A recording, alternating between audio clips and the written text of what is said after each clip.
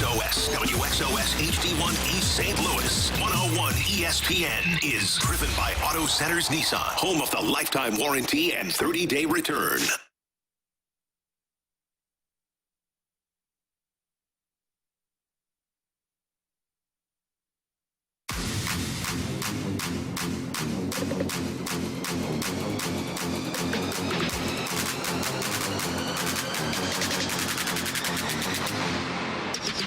Let's get nasty on a Tuesday. It's the Fast Lane on 101 ESPN. Jamie Rivers joining us from the road for the first hour before he's got to go do some Blues hockey.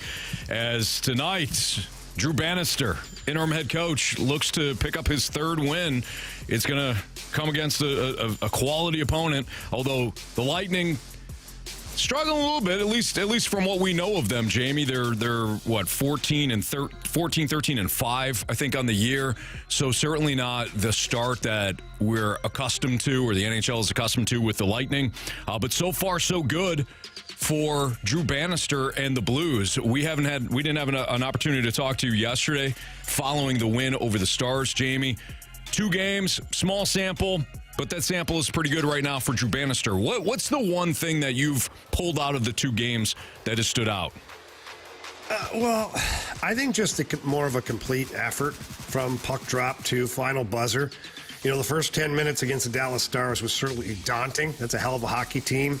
And you found yourself in a hole early, and you had to dig yourself out. But there was resiliency there. You know, the Blues, that was the first time this year they'd come back from multiple goals in a game and to win it.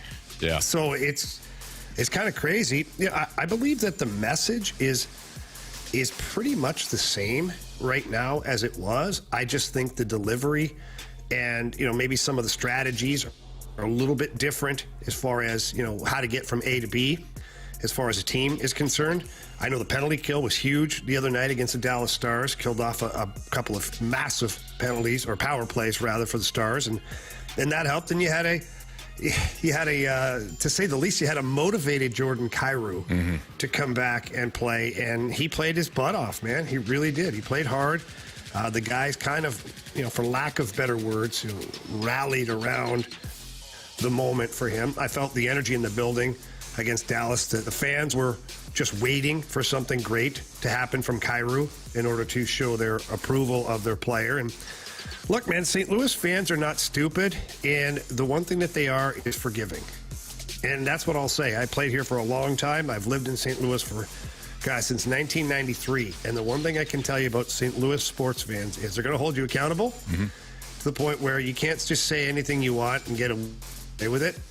And if you're saying something that they don't agree with, they're going to let you know. But on the flip side of that, if you're just honest with them, just honest. And you know, Kyrou had his breakdown moment after the game, and I think people at that point were like, hey, you know what? We got our pound of flesh. Now it's time to start the comeback story, because St. Louis loves a comeback story. The blue-collar towns, blue-collar people love the underdog. They just love it. And Jordan Kyrou responded. He had a hell of a game, had a hell of an effort, and then surprised the hell out of me after the game with his interview, Anthony. I'll tell you that much. That was a broadcast first for me. Were you looking for the dump button? No. I was kind of sitting there going, okay. In my head, here's what it is. I wasn't looking for the dump button, but in my head as it happened, I was like, wow, I wonder if somebody's on the dump button back in the truck. I'm sure they Little did I know, it doesn't work that way. It doesn't work that way. But you know what? The young lad was caught up in the moment. And honestly, to take you behind the curtain a little bit for that, I knew I wanted to give Jordan Kyrou the platform. You know, what it looked like, who knows? But it was time for Jordan Kyrou to have a conversation with the fans. It wasn't about me or anything that I had to offer. It was about, okay, Kyrou's the first star now. He's had a tough go 2 games ago, getting booed. He has a heck of a game tonight. He's first star. I just want to give him the microphone. And Jordan Kyrou doesn't have a lot to say usually in interviews. He's very reserved and kind of soft-spoken. And so for him to come firing out like that with the first 3 words being, you know, things I can't repeat right now, I was like kind of taken aback, kind of giggling. And at the same time, honestly, I was kind of like, get it, man. Get it. Get some. This is your moment. Get out there and get some. So that was kind of an entertaining post-game, to say the least. Yeah, no kidding. So now the question is, and it's the question that nobody can answer, it's can Jordan Kyrou continue to play this way? Can this Blues team find consistency under Drew Bannister? We all love Chief. They weren't consistent under Chief. And we can sit here and have the conversation about, well, are they matching expectations to that point, even following the losing streak? They were. Nobody thought that this was a cup team. Nobody thought that this was a Western Conference championship team. We all thought that they were going to be a fringe playoff team, or at least most of us. That's what they've been. But the one thing that they've lacked has been consistency. So they win the 2 games under Drew Bannister. Kyrou has his moment. One game in which he's emotional, and then the next game in which he's dishing. He's got a couple of dishes, he's got the goal. Excellent. Can this team find consistency? And Jamie, we won't know until we know. We can't sit here and say, yeah, now we're going to here's parts of the games that we know they're going to find consistent. No, it's the same group of players. Can they continue to play with that same effort that you were just talking about? Because they look like a more confident team, or at least a more motivated team than what we've seen for most of the year. Now we'll find out as they hit the road here if that can continue. Yeah, so what's the one thing that every athlete can control, Anthony? Their effort. There you go. I mean, really, this is not... Unfortunately, it cost a good man his job, and now it's giving another coach an opportunity to seize the moment. And so let's keep the coaching stuff to the outside, because, a lot of that is just noise right now. People are still comparing the two and wanting to know the difference and why and all this stuff. Look, the decision's been made. Mm-hmm. It is what it is. You've got a new head coach in his spot. He's got to do a job. Ultimately, every head coach is as successful as the team lets him be, because the coaches can't go out there and play. They can't. So you asked the question of, can they be more consistent? Yeah, they can. Will they be? Yeah, I don't know. Will they be? I don't know. Yeah. But can they be? Absolutely. And if you look at just the season overall, no matter who you put behind the bench, the last 2 games in particular we're going to highlight because for obvious reasons. But if you just look at the season overall, it's kind of been a tale of 2 teams, where you have some nights where you're like, wow, this team, I mean, they're going to compete, man. They're going to be in the playoffs. And if they make the playoffs, they could do some damage. Mm-hmm. And then the other nights you're like, oh my God, tear it down, rebuild. Let's get the first overall pick. Right. You can't have polar opposites like that. You can't have one night where you're so high, the next night where you're so low as a team. You need to find that middle ground. And in the first 2 games, they've managed to do that. Jamie, we've got a question from the 980. Jamie, was that night just one of those nights where Jordan Kyrou decided he wanted to play? Because he does have those nights where he does decide he wants to play. Or is this a new Jordan Kyrou that's saying, hi, I heard what the fans were saying about me and that I am responsible for getting the coach fired? Yeah, I don't think it's the latter. I don't think Jordan Kyrou is responsible for getting Craig Berube fired. There's not one individual that would be able to do that. It's the group collectively that just didn't play consistent enough or hard enough on a more regular basis. But to the other part, is this who Jordan Kyrou is? Guys, listeners, he's showed you for 2 years what he is. I mean, he has. He's been a point-a-game guy, been hovering around the 80-point mark for 2 seasons in a row. Maturing players like Jordan Kyrou, that's the biggest obstacle, is finding consistency. How can I be a star on a regular basis? And some players figure it out at an early age, and they're phenomenal, like Sidney Crosby and players like that. They just figure it out at a young age, and they know what it takes to be consistent every night. There's some players that don't figure it out for 5, 6, 7 years, and guess what? There's some players that never figure it out. There's some of the... I was talking about Alexei Kovalev today. I mean, it's a bit of a blast from the past, but watching Kucherov reminded me of Kovalev. Alexei Kovalev may have been the most talented player in the NHL during my time. And never mind Gretzky, Lemieux, Yager. Alexei Kovalev may have been the most talented player. Why do we not talk about him as much? Because he couldn't consistently be a superstar, or he didn't want to, or he wasn't able to, whatever it was. So you have all of these different reference points along the way for a young player like Jordan Kyrou, and the only guy who really has the answers is Jordan Kyrou. It was the other night something he can do on a regular basis. Only he knows that.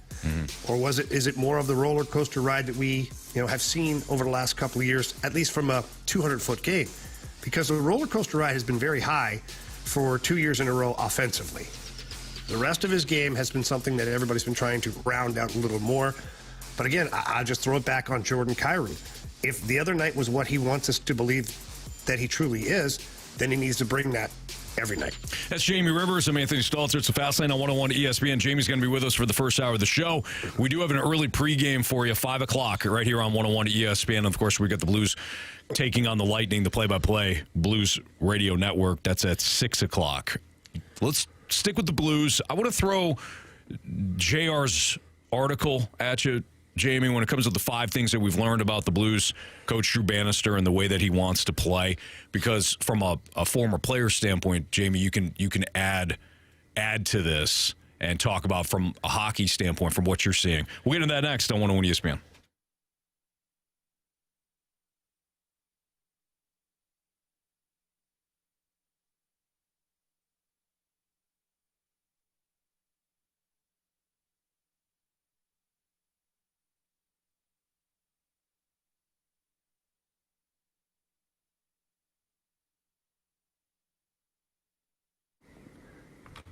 It's the holiday season, and what better gift for yourself or a loved one than getting over to Pure Performance, who is your one-stop shop for all aftermarket modifications and checking something out for your vehicle or somebody else's vehicle. Maybe it's a gift certificate, whatever it is. Pure Performance carries all accessories for your vehicles, for any model, any brand. And they carry things like sunshades, soft tops, trail doors, off-road gear, bumpers, light bars, lift kits, those big tires, off-road tires, fantastic leveling kits. They've got performance chips. They've got everything that you're looking for to accessorize and absolutely make your car or your vehicle or your truck, whatever it is, incredible. They've got a 25,000 square foot facility right there in St. Peter's. Walk in, ask for Shelby, tell her that Jamie Rivers sent you in. She's going to take unbelievable care of you. She's fantastic, best in the business. Then the technicians, they're going to take your vehicle, they're going to make magic, and then when you pick up your vehicle, you are going to be blown away at how incredible it looks. So please, trust me, head over to Pure Performance and get all your accessories taken care of. If you can't get there in person, though, visit them online at pureperformance.com. That's pure, P-U-R, performance.com.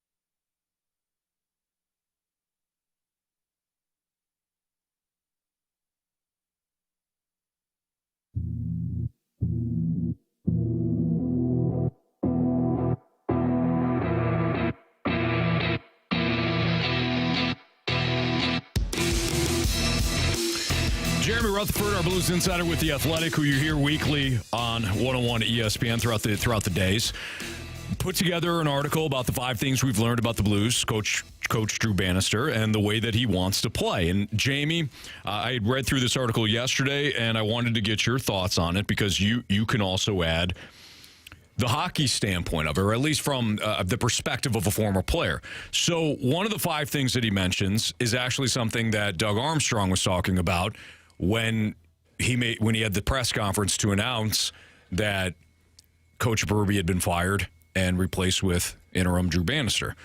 Accountability and compete. And you had mentioned the compete part last segment.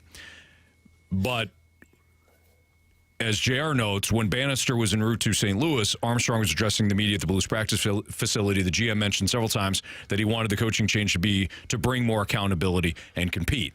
You and I said, all right, great. Chief was trying to do that as well. Good luck, Drew Bannister.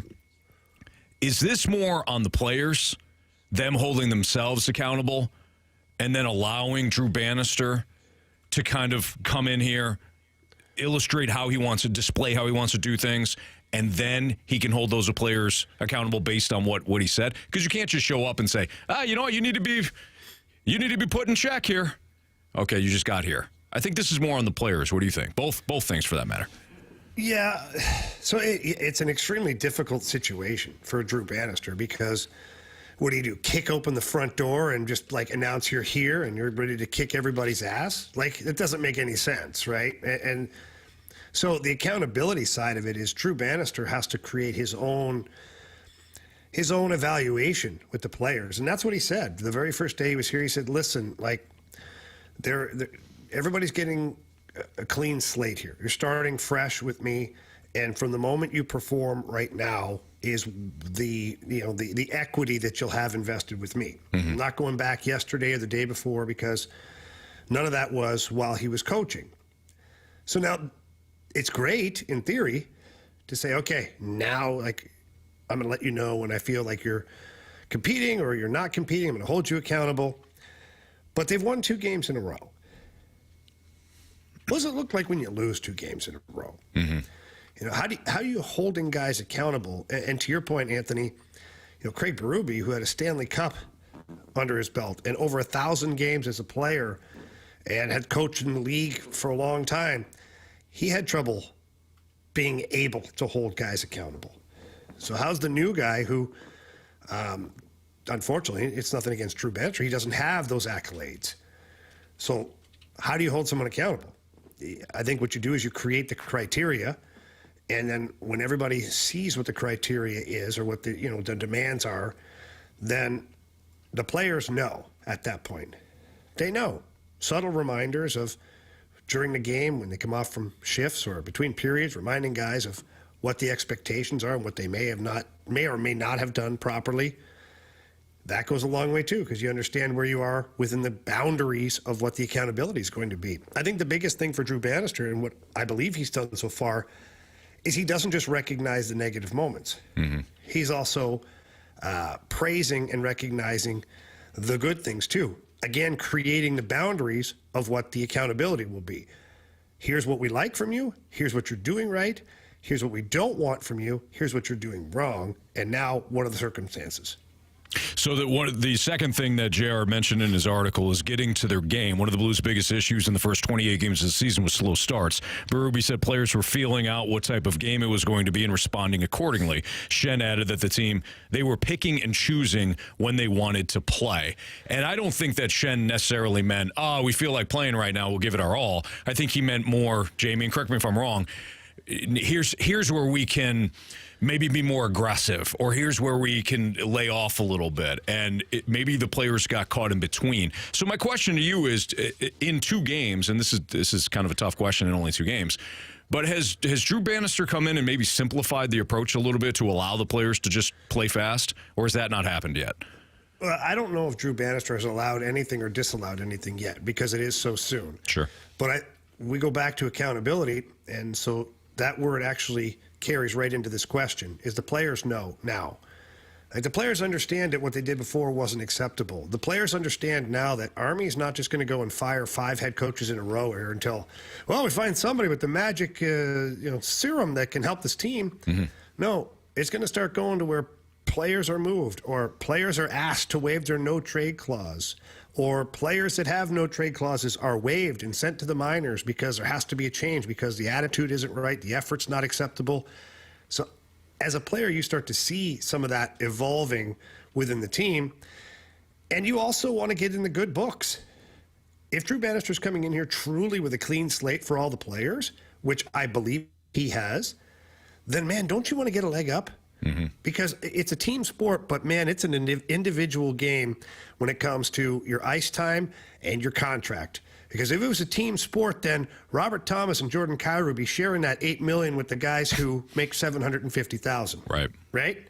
So it's up to the guy who makes $750,000 to go show the coach and the management and the ownership that he's worth $2 million, $3 million, $4 million, because he's outplaying guys who have those types of contracts.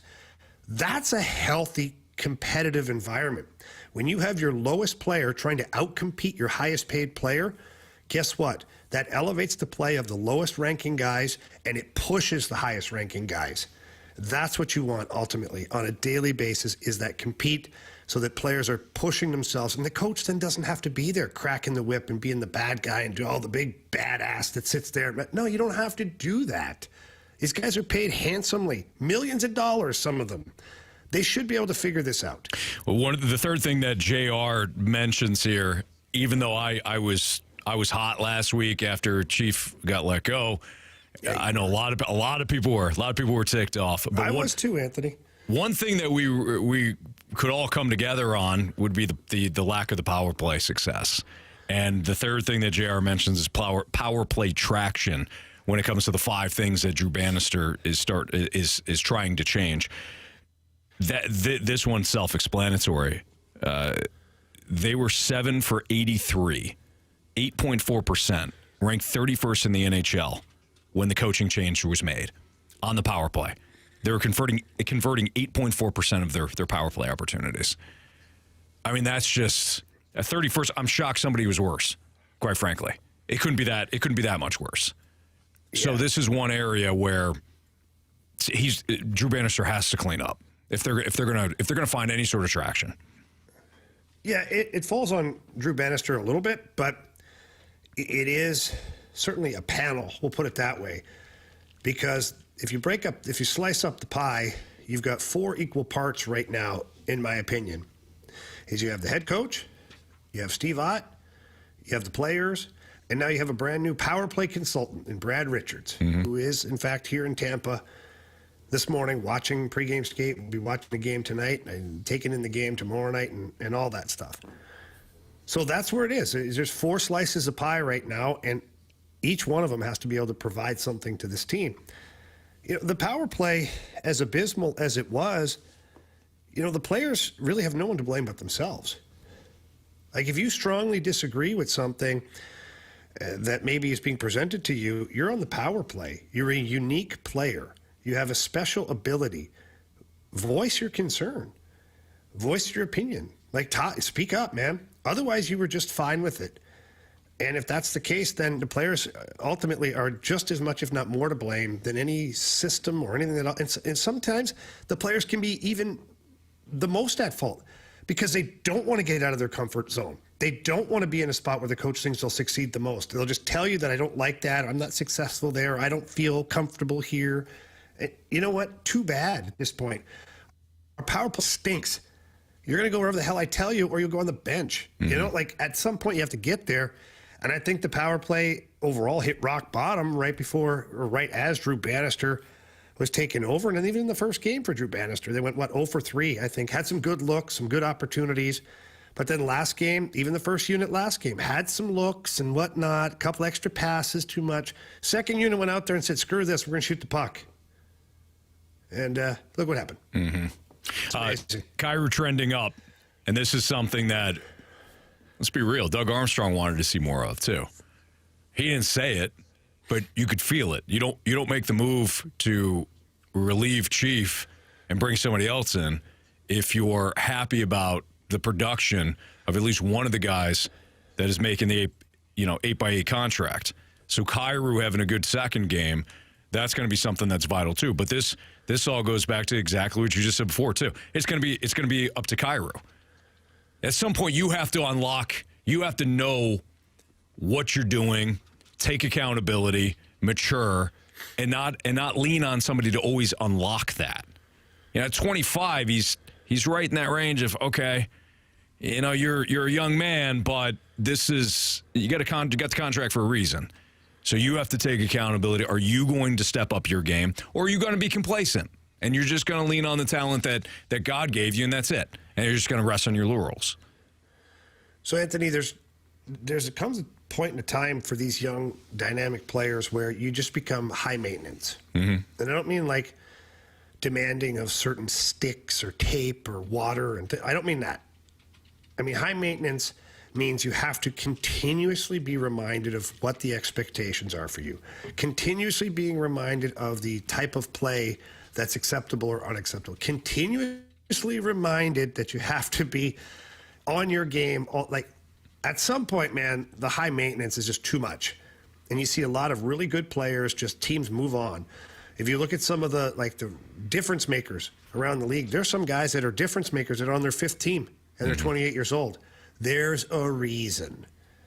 If you're that good, that dynamic, people aren't moving you on to another team unless they're acquiring a much better player. And in a lot of the cases, that has not been the case with some of these trades or some of these moves. So Jordan Kyrou, at some point, if he hasn't already, has to look in the mirror and realize that he can bring 80 to 100 points a year to this Blues team. Does he want to do it? Can he do it on his own? Or does he have to continuously be reminded that that's what his job is? If it's the latter, to where he's always reminded, then his time will be short here. Mm-hmm. His time will be short. He has 3 years of this first 8 years that are full move, like no trade protection at all, nothing. And if Doug Armstrong deems that after a year and a half, or even 2 years of a player that's just too high maintenance, too much of the roller coaster ride, they will move on from that player. Or Jordan Kyrou seizes the moment, becomes the player he can be, and exceeds that 95 to 100 points. Maybe he becomes a 110-point player. All of that's to be determined, but that's exactly what has to happen. And then the fifth one was just playing for each other, and that certainly makes sense. If you're going to move on from a Stanley Cup winning coach, the next guy, if he's going to have any shot at all of hanging on to the job full time, he's got to get the guys to play for each other. He's got to galvanize the team. Yeah, absolutely. And I think you're seeing that right now. Look, guys don't like when coaches get fired because now all the eyeballs are on them. And especially when a coach who's that popular gets fired or as successful as Chief was, people aren't looking at the coach as the problem. Mm-hmm. They're looking at the coach as a scapegoat, looking at the players as the problem. Yeah. And so now it's up to the players to change that, change the narrative, play for each other, play hard, give everything you've got. You won't win every game, I promise you that. Never seen it in my life. But you'll still start to perform at a higher level and be more consistent, and you'll be way more competitive on a nightly basis. That's Jamie Rivers. I'm Anthony Stalter. It's the Fast Lane on 101 at ESPN. One thing that Kyrou, maybe his game was unlocked a little bit was because of the line he was playing on. Should he stick with that top line? That's next on 101 ESPN.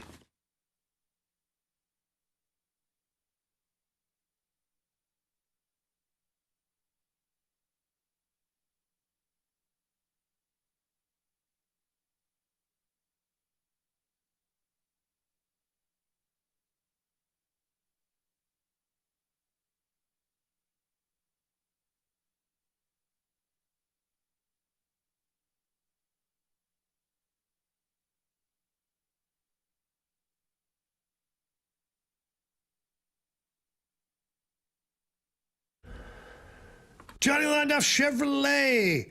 They are your one-stop shop for all things vehicles. And right now, celebrate the holidays with Londoff Chevrolet and make your holiday shine bright with the Chevy Red Tag Bonus Cash. There are so many great vehicles available with so many savings. You've got some vehicles that are up to $29,000 in savings. That's a 2024 Chevy Equinox LT. Suggested retail price is $33,560. The red tag price, $29,560. You save $4,000. How would you like to save $12,000? Well, right now you can on a 2023 Silverado LTZ. The regular price is $71,095. Red tag price, $58,745. You save $12,350 at Londoff Chevrolet. So please stop by either location. They got the two locations now. St. Peter's for the Autoplex, Florissant, Missouri for the original Londoff Chevrolet. Walk in, tell them that Jamie Rivers sent you in. They've got tremendous selection of brand new inventory, pre-owned inventory. They've got great service areas for you, and the customer service is outstanding. They are the best in the business, and that's why I choose Johnny Londoff Chevrolet. So again, please stop by in person. If not, visit them online at londoff.com or londoffautoplex.com. Are you kidding me? Johnny Londoff Chevrolet.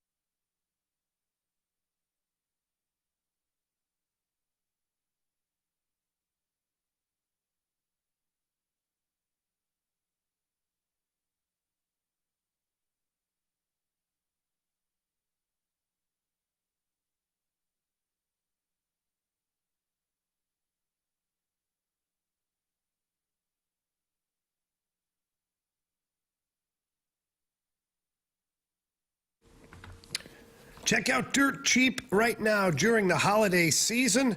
They are your one-stop party shop. They have unbelievable selections of beer, wine, spirits. What about bourbon? Dirt Cheap knows that anybody can have a selection of bourbon, but what about the best bourbons? That's right, Dirt Cheap has you covered there. They've got Elijah Craig, Angel's Envy, Blanton's. They got all of the best names at all the best prices. That's why Dirt Cheap is the best in the business. So whatever your taste is, you can find it at Dirt Cheap. At any of the locations, you just walk in. Please tell them that Jamie Rivers sent you in. Tell them what you're looking for. They're going to help you out. They're going to point you in the right direction. And you're always going to get the best prices. And another way to get the best prices is download the Dirt Cheap app. Have so many great savings on there, more specials. They give you updates. There's VIP clubs, so many things that Dirt Cheap has to offer for you. Again, this is why Dirt Cheap is my one-stop shop when it comes to all of my holiday spirits or anything else I'm looking for, and they need to be yours. So please, again, visit Dirt Cheap. Check out the app. Use the drive-thru available. They are my friends. They're going to be your friends, too. That's Dirt Cheap. Remember, have fun, but be careful out there.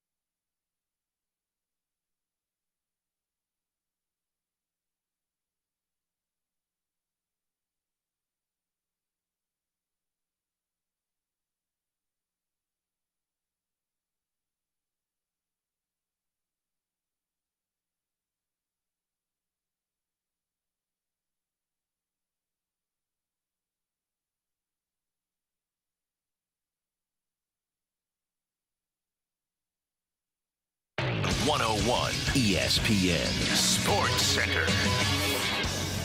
I'm Andrew Marsh. It's time for a Sports Center update driven by Johnny Londoff Chevrolet and Johnny Londoff Autoplex. The Blues are back in action tonight, taking on the Tampa Bay Lightning with a 2-game win streak, looking to make it 3. Pregame starts at 5. Puck drop is at 6, and you can catch all the action right here on 101 ESPN. Joe Vitale will join us in the 4 o'clock hour, so stay tuned for that. Also last night, the Seattle Seahawks defeated the Philadelphia Eagles on Monday Night Football by a final score of 20-17. We'll dive more into the Blues coming up next. I'm Andrew Marsh, and the Sports Center update is driven by Johnny Londoff. Find new roads and shop 24/7 at londoff.com and londoffautoplex.com. Are you kidding me?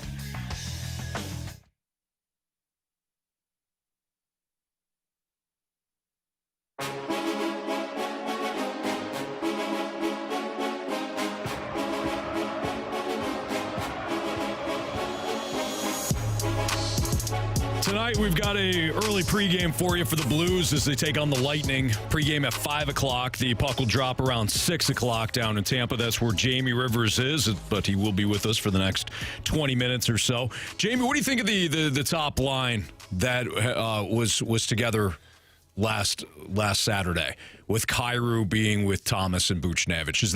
Is that the best line? I know Neighbors has been outstanding this year, and he got a lot of, he had some success up there. But are the Blues at their best when it's Buch, Thomas, and Kyrou? Yeah, they have to be. That's the bottom line. I mean, those are supposed to be your 3 best players. They're supposed to be the 3 guys that drive the offense for you. Jake Neighbors, a tremendous story. Love Jake as a player, but he doesn't project to be a first-line guy. Yeah. And I know projections are just one part of the game, but, even at this young age or young stage of his career, I think that the ceiling for Jake on a regular basis is probably, a middle 6 forward, so second or third line. And again, this is nothing against Jake Neighbors. It's just that Jordan Kyrou's making $8 million a year, and so is Robert Thomas. They better damn well be on your first line. Mm-hmm. And Pavel Buchnevich is right up there, too. He's making some pretty good cash himself. He better be right up there on your first line. And when they're all together, they better be producing. Or at least producing or creating, right? I think that's – you can go a couple of games where maybe the puck doesn't go in, maybe you play a good goalie or a team that plays it pretty set, but you have to be creating. You have to be dangerous every single time you touch the ice. You've got to be the line that the other team says there's no way our third pair of defense – can be trapped out there against these guys. Yeah. And that happens. You have your own issues too, where there's certain games where you don't want Tyler Tucker or Scott Perunovich out there against the other team's top lines. Not because, you don't trust them. It's just that they're supposed to be that good that you shouldn't have that matchup. Mm-hmm. So when I look at it, when you asked me that question about Kyrou, Thomas, and Buchnevich, they have to be the best players on the ice. Yeah. Is there a certain line combination that you would like to see from there? Like working my way down? Yes. Right now, I really like Kapanen, Saad, and Schenn. They've had a couple of good games together. Kasperi Kapanen is really pushing the pace out there. He's a fast skater. He's a hard worker. He's got good hockey IQ. You watch him out there the last couple of games, and he's been really effective with that line. And Brandon Saad's, 3 games in a row now, he's scored a goal. Mm-hmm. So, he's found a little bit of a rhythm here. And then when you look at, Hayes – the Hayes line with Toropchenko and Neighbors has been very effective, too. Kevin Hayes continues to get on the scoreboard. And so that's positive. So the only flexibility that I see is within the fourth line, and the only flexibility there is on the wings. Because Oscar Sundqvist is a pillar as your centerman on that line. Mm-hmm. What you do with the wings from there is up to those guys. Like Mackenzie McEachern's playing really well right now. Hugh McGing, those guys are getting out there, they're buzzing, they're pushing the other team as far as, back on their heels, getting the forecheck going and things like that. But if they don't do what they're supposed to do, you've got Sammy Blais and you've got Alexandrov waiting to jump in and take spots from those guys. The way the lineup is currently constructed, for me, this is probably the most optimal lineup that they have right now. But again, it's based on player performance. Yep. So if players aren't playing to their potential, or things aren't working the way they should, or you're not generating enough opportunity, then you got to switch it up. You got to find whatever's working for you. Yeah, Jamie, does this team have enough depth for a full season to keep that top line together? Because you mentioned, these are your best players, the ones that are making the most money. Is it optimal to have your best players on one line, or would you rather see them sprinkled throughout your lineup? Well, if you have the depth, like you said, Marshy, it's easy to kind of sprinkle them throughout your lineup. But even some of the teams, like if you look at the Oilers, when they really got to ramp things up, or they really want to ramp things up, McDavid plays with Draisaitl. They put the two dragons out there together, and they let them go to work. If you look at Toronto, a lot of times Austin Matthews is playing with Mitch Marner on his line because they're trying to drive more offense at that point. Patrice Bergeron in Boston used to play with Marchand and Pasternak. That line was pretty powerful as well. So I think that ultimately you have to try and keep those guys together. If you want to shuffle the deck around a little bit from there with your second, third, and fourth line, you can. But hopefully you don't need to start grabbing guys from the first line to try and get your second or third line going, because then really you're robbing Peter to pay Paul at that point. That's Jamie Rivers, Andrew Marsh, Anthony Stalter. It's the Fast Lane on 101 ESPN. Hey, there's still time to get your 101 ESPN merch to support Operation Food Search this December. We've partnered with STL Shirt Co. to offer a special 101 ESPN online merch store. It's throughout the month of December. We're offering 101 T-shirts, hats, hoodies, more. We've got some of the favorites from previous years. We got Jamie Rivers and Brad Thompson jerseys. We've got the Dunk shirts. Time's running out, though. You have until December 31st to make sure that you get your order in to that 101 ESPN online merch store. So just visit the 101 online merch store now at 101ESPN.com, powered by McBride Homes. We've got keys to victory tonight for the Blues and first goal of the game next on 101 ESPN.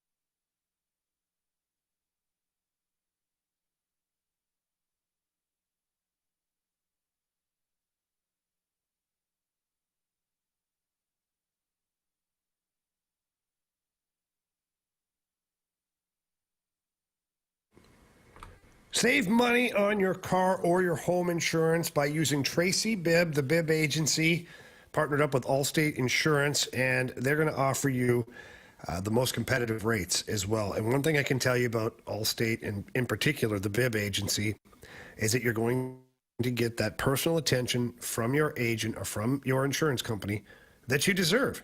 And I can tell you from experience that calling a 1-800 number every time something goes wrong, or every time you have a question about your insurance coverage or your policy or your deductibles or whatever it is not a great idea. You get somebody new all the time, somebody who doesn't know who you are, your family. They don't even really know what your policy is. They can try and pull it up on the computer, all that stuff. Nuh-uh.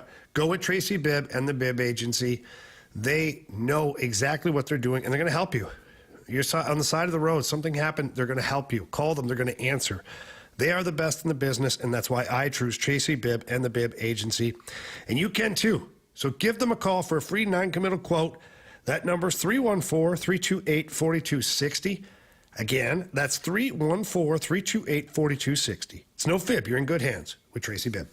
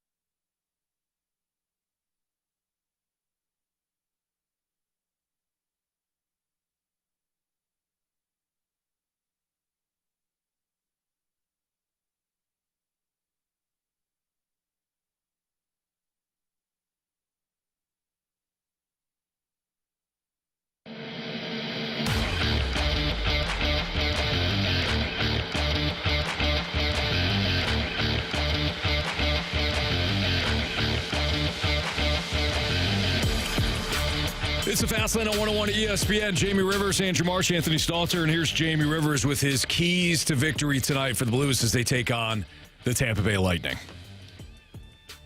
Yeah, the first one here is discipline. The Tampa Bay Lightning are 35.4% on the power play on home ice this year. They're number one in the NHL on home ice. Oh, and by the way, they're number 2 overall in the NHL for power play. So stay out of the box. Your penalty kill did a great job the other night, but let's not tempt fate twice.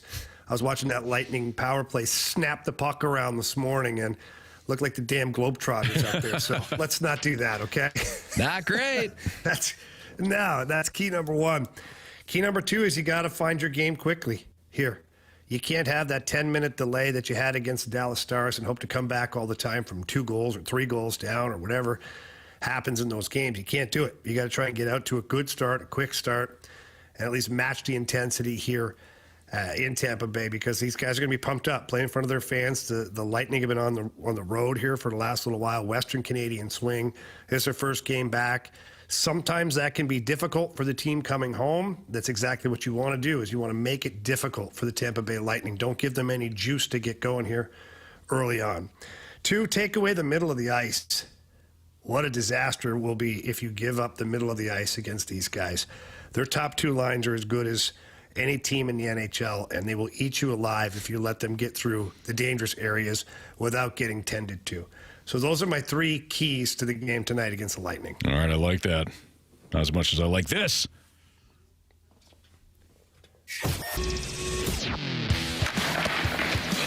Let's go, boys. We need you to score more goals. Get those loose pucks. Thomas to Kyrou. Score! Goal! No big deal. Game winner. Shout out to Marshy for learning his lesson the other day, trying to eliminate Chief from the first goal sounder. That will not be happening, Marsh. Unreal. Not on our watch. You want to do something different next year? Fine. But Chief's in all year. All right? Okay. Okay. Jamie, what do you got first goal of the game tonight? Or who do you have? Well, I had Thomas the other night, didn't I not? You did. So we're all tied up at 1 apiece. Oh, boy. Jamie is All right, on the board. All right, I'm gonna stick with the hot hand here right now. I'm gonna go Brandon Saad tonight. That's who I wanted. That's who I You wanted. gave me first pick. That's I your know. own fault. I thought you were going to go back to Robert the Thomas, but you didn't. No. Well, they're gonna have a tough matchup. They've got Hedberg to play against tonight, or Hedman rather. Victor Hedman, pretty good defenseman. Yeah, not Mitch Hedberg. No, or Johan Hedberg. He Yeah. used to be called the Moose. Oh, okay. Well, good. Don't know why. Your I played face with was Johan great. Hedberg. Yeah. He was just Don't know why. He was just a small goalie. I don't know why they called him Moose. I don't know. Well, maybe that's He did. part of the joke. All right, Marsh, who do you have? I'm going to go with Kevin Hayes. I think he plants himself right outside the blue paint. Little tap in. Thanks for coming. Kevin Hayes is my first goal scorer of tonight's game. All right. I was debating on 2. I was going to go Saad. Jamie took Saad first, so I'm going to go Robert the Thomas. We're going to Robert the Thomas tonight, first goal for your St. Louis Blues, taking on the Lightning. Jamie, you just mentioned like the keys to the game and things you want to avoid and all that. Why, to the best of your knowledge from what you've seen, why are the Lightning off to kind of a slow start this year? At least slow for them. Well, a couple of reasons is their depth of lineup is not what it once was before, and those are just salary cap casualties. When you look across the NHL right now, you've got Palat is in New Jersey, you've got Killorn that's in Anaheim, you've got Gaudreau that I believe is with the Rangers now. Like all of the guys, and you've got Yanni Gourde who's in Seattle. All the guys that gave you your bottom 6 punch. Pat Maroon is another guy. Like they're all around the NHL now because Tampa had to be able to continue to afford their top 6 forwards and their top 4 defensemen. And oh, by the way, an all-universe goaltender. And I think that's the biggest reason for the Tampa Bay Lightning struggles this year is Vasilevsky had back surgery coming out of training camp. The fact that he's back here He's been back for about a week now already, is incredible. And he's kind of been working to find his game. But I think he had 51 saves against Edmonton the other night. And so he's that kind of a beast. And when you don't have that between the pipes on a nightly basis, there's probably 2 or 3 games, maybe even more, that the Lightning could have won or should have won. But there were some squeakers that got through or goals that went in that wouldn't have had Vasilevsky been between the pipes. So I think that is kind of what's regulated the record a little bit more than anything else. But Vasilevsky's back.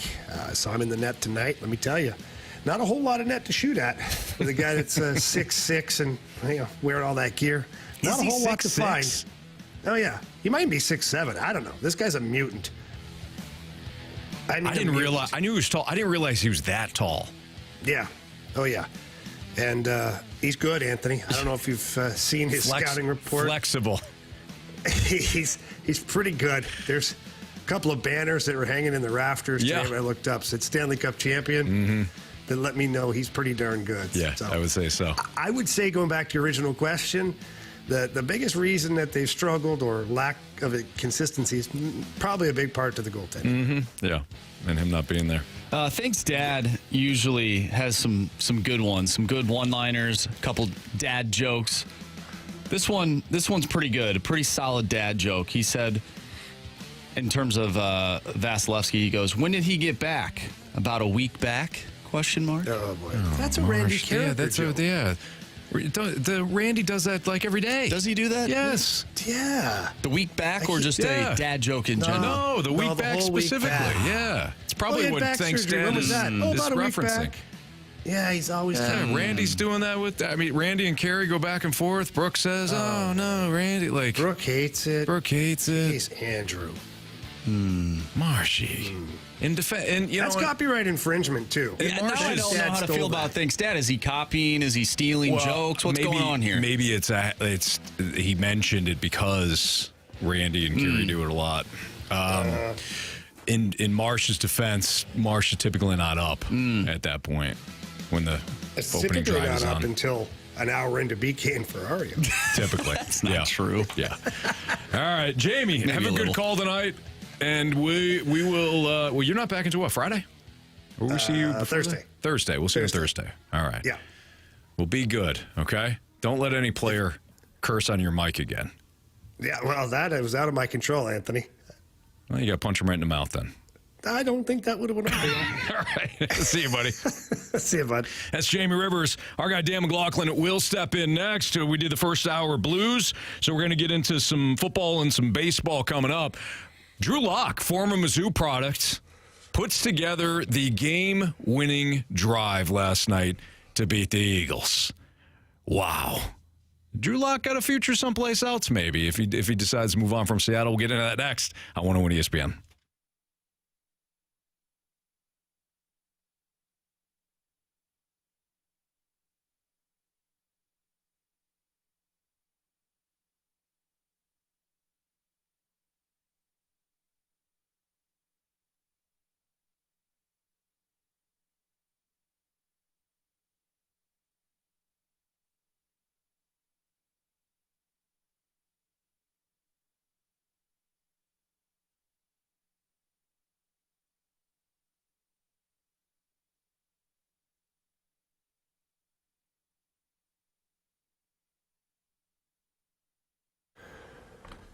Christmas is almost here, and if you're looking for something easy yet incredibly special that truly shows your family members how much they mean to you, I've got it for you. It's called Sound Story.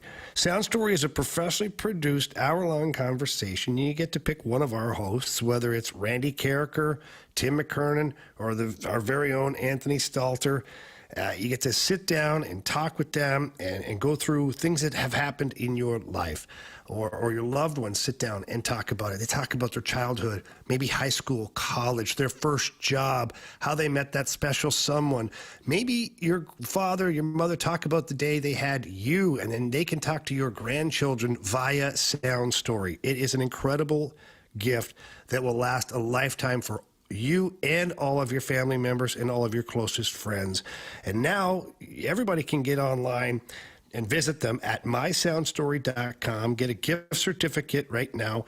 Enter promo code ESPN. That's the thing. You have to enter promo code ESPN, and you get 20% off that Sound Story gift certificate.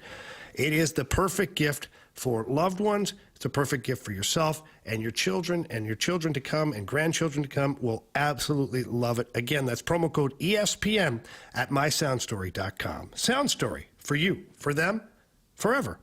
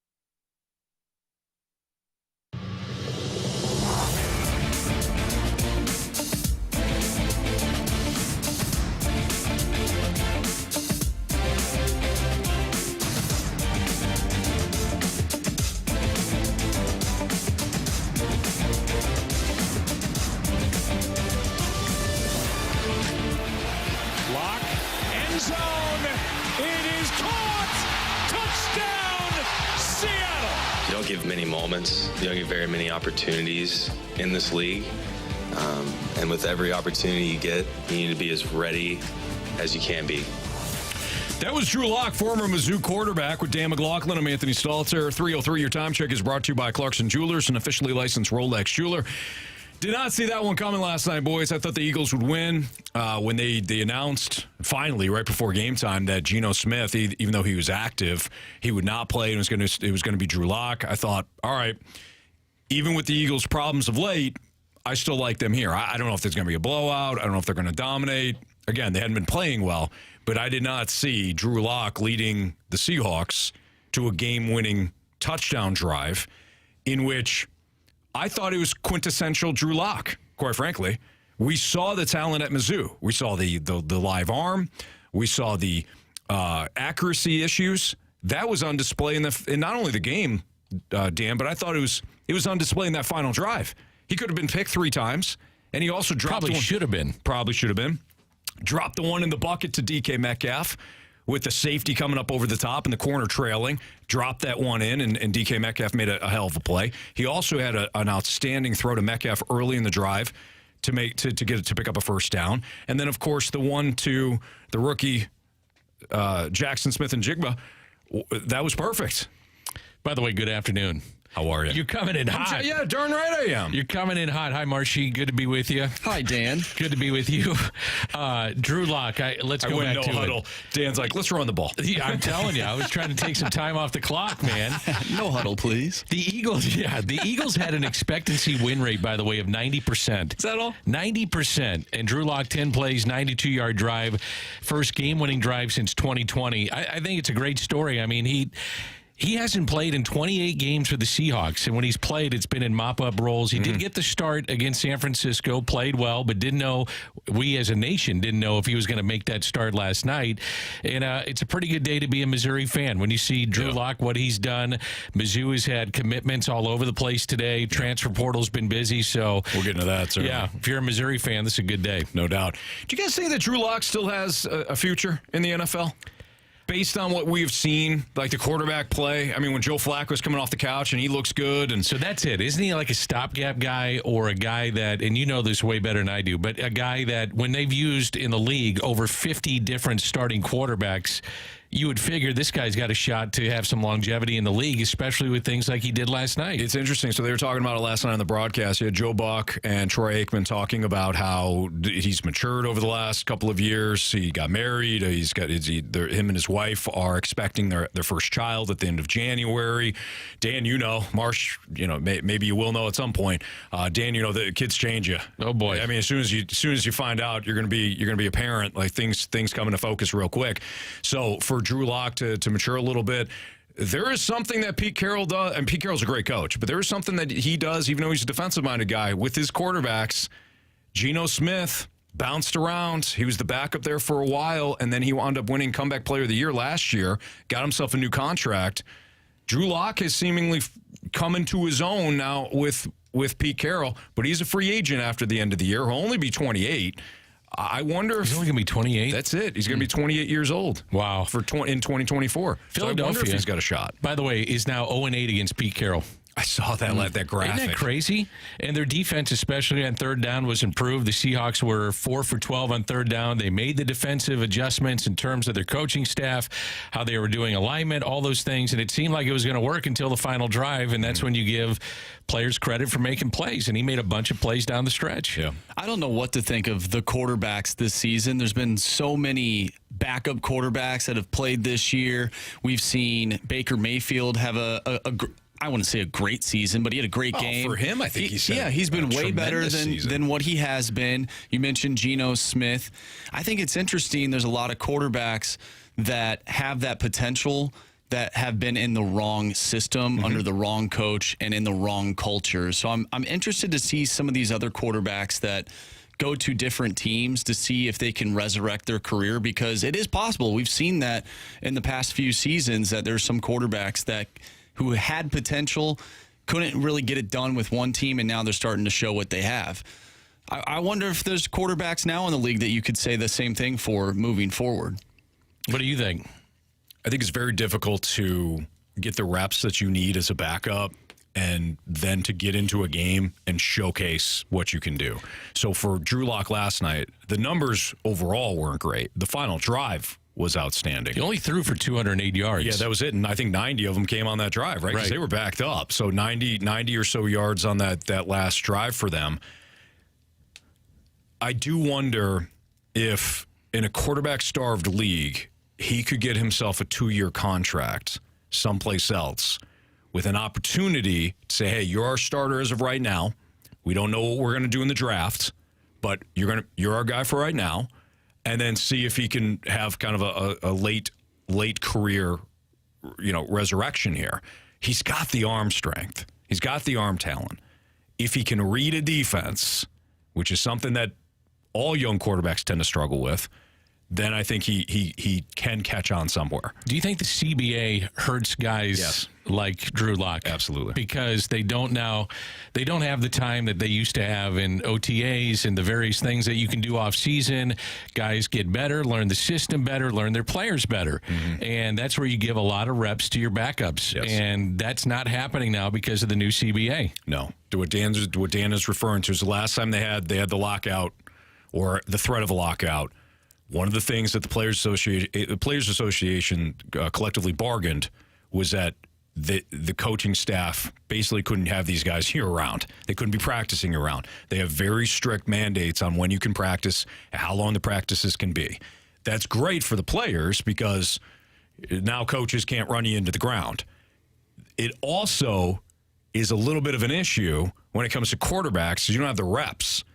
And if you're a backup, you definitely don't have the reps. And as we know, there is no feeder system outside of college football where these guys can go like baseball in the minor leagues, and you get a lot of that development time leading up to the majors.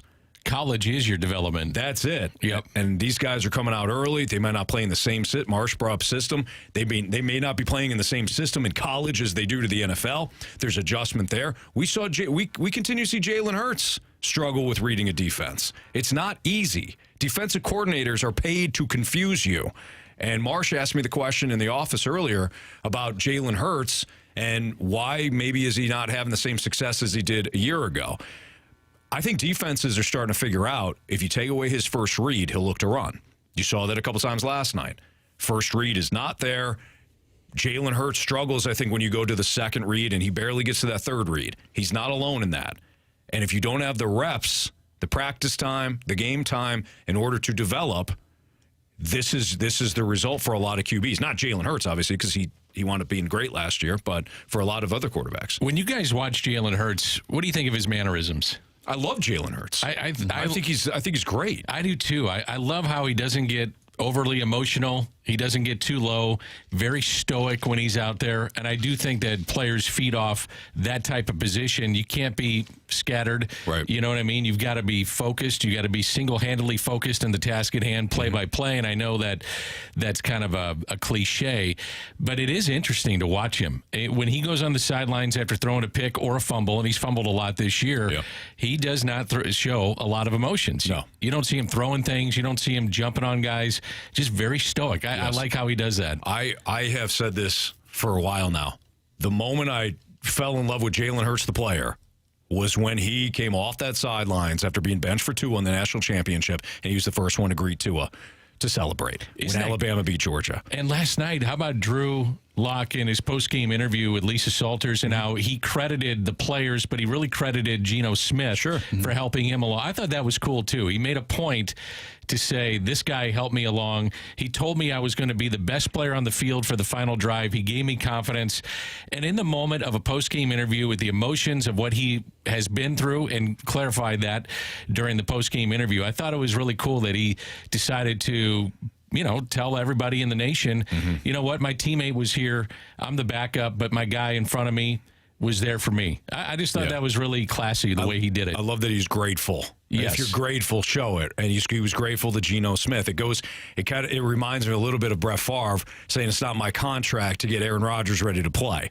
He was right. He was right then. But when you hear it on the other side, when you hear Drew Lock appreciate the fact that Geno Smith got him ready to play because he knows that's what's going to be best for the Seahawks overall, that I think is outstanding. And it's always, I got to get mine. Look at me. You know so what I mean? Marsh says every time he walks through the door, he goes, I got to get mine. That's all right. It's the first thing he says. That's the first thing Marsh says when he walks through the door. I got to get mine. I am him. Wow. Or what is it? Yeah. I am me. I am me. I'm him. I am him. I am him. What is that from? I don't know. That's what the kids are saying these days. I am him? You got to be a dog, Anthony. You got to be him. Yeah. You are a dog. What else were we going to say, Marsh? I don't know. I forgot. Maybe. We bounce around something a little about Jalen Hurts. Well, to Dan's point about Drew Lock, though, you talked about his maturity. I think that, one, this league will humble you. And in that process, I feel like Drew Lock did mature from his rookie season. And that's just a winning culture. You brought up the whole Brett Favre thing. Only a few years ago, Ryan Tannehill was essentially saying the same thing, and now he's lost his job. Now to a different quarterback at the time. Now it's Will Levis. But Ryan Tannehill, look where that team is right now. They're under 500. They were one of the best teams in the National Football League only a few years ago. They had the top seed in the AFC. Yep. And they were playing the year before in 2019 when the 49ers lost to the Chiefs in the Super Bowl. The Chiefs beat the Titans in the AFC title game. And a lot of that, of course, was Derrick Henry. But don't forget how good Ryan Tannehill was. So now Ryan Tannehill and Arthur Smith are terrible. You love Arthur Smith. You love what he brings to the table. You love the fact that he gets Bijan Robinson involved. You love the fact that he's an offensive-minded guy and puts up 7 every week. Yeah. And, it's about the case. If he's lucky, he puts up 7. They take down the teams that they need to beat, the teams that are below them on their schedule. Easiest schedule in the NFL this year. And my man goes, "Don't worry about it. I'll take care of this. I got you. I got you. You're 7-10 right here." All right, Cardinals. Are you all about the NL Central again? Let me ask you this, Dan, and let me ask the listeners. Is there anything that the Cardinals can do to convince you, I'm talking about this offseason, to convince you that they at least have a shot at making a run? Because I don't think there is. I don't think if we're honest about this, there's not a realistic move that the Cardinals are going to make where somebody says, "Okay, yeah, no, I feel even a little bit better about them matching up with the top teams in the NL." So Marsh said, should we just embrace the fact that it's the NL Central or bust? We'll get into that next on 101 ESPN.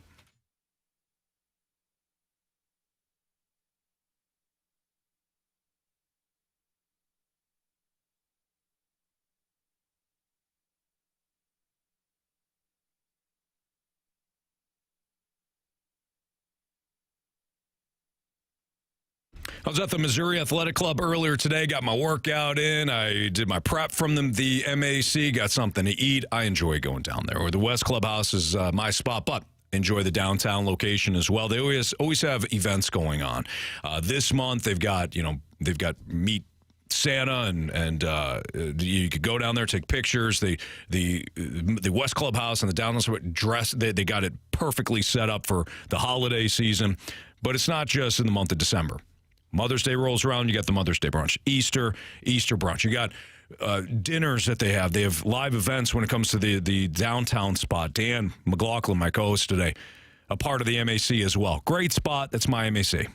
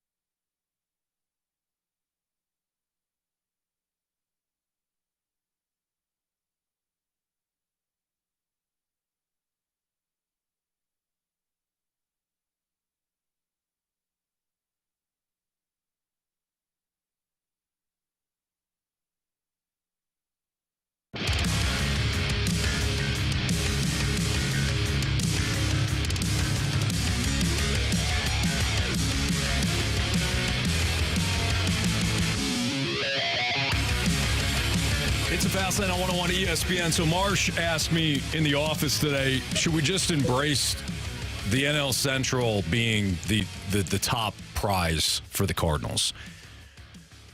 There's a couple of, I think that, Dan, when we start to talk about just getting in, it infuriates Cardinals fans. I don't blame you at all.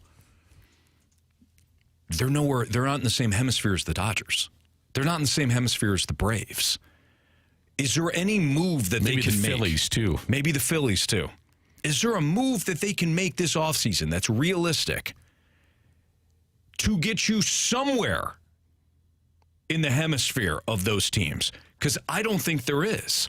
That's how far behind I think they are. I think you could make two moves that would put you in competition on paper with them. In the solar system of the Braves, Phillies, and Dodgers. So I think if you got another pseudo number one, so you went into a series, you had Gray, and you got another number one. Mm-hmm. Okay? Yeah, Yamamoto would be fine, or whomever you want to throw out there. He'll be a Dodger. I am big on they need to more so than even the rotation, the bullpen.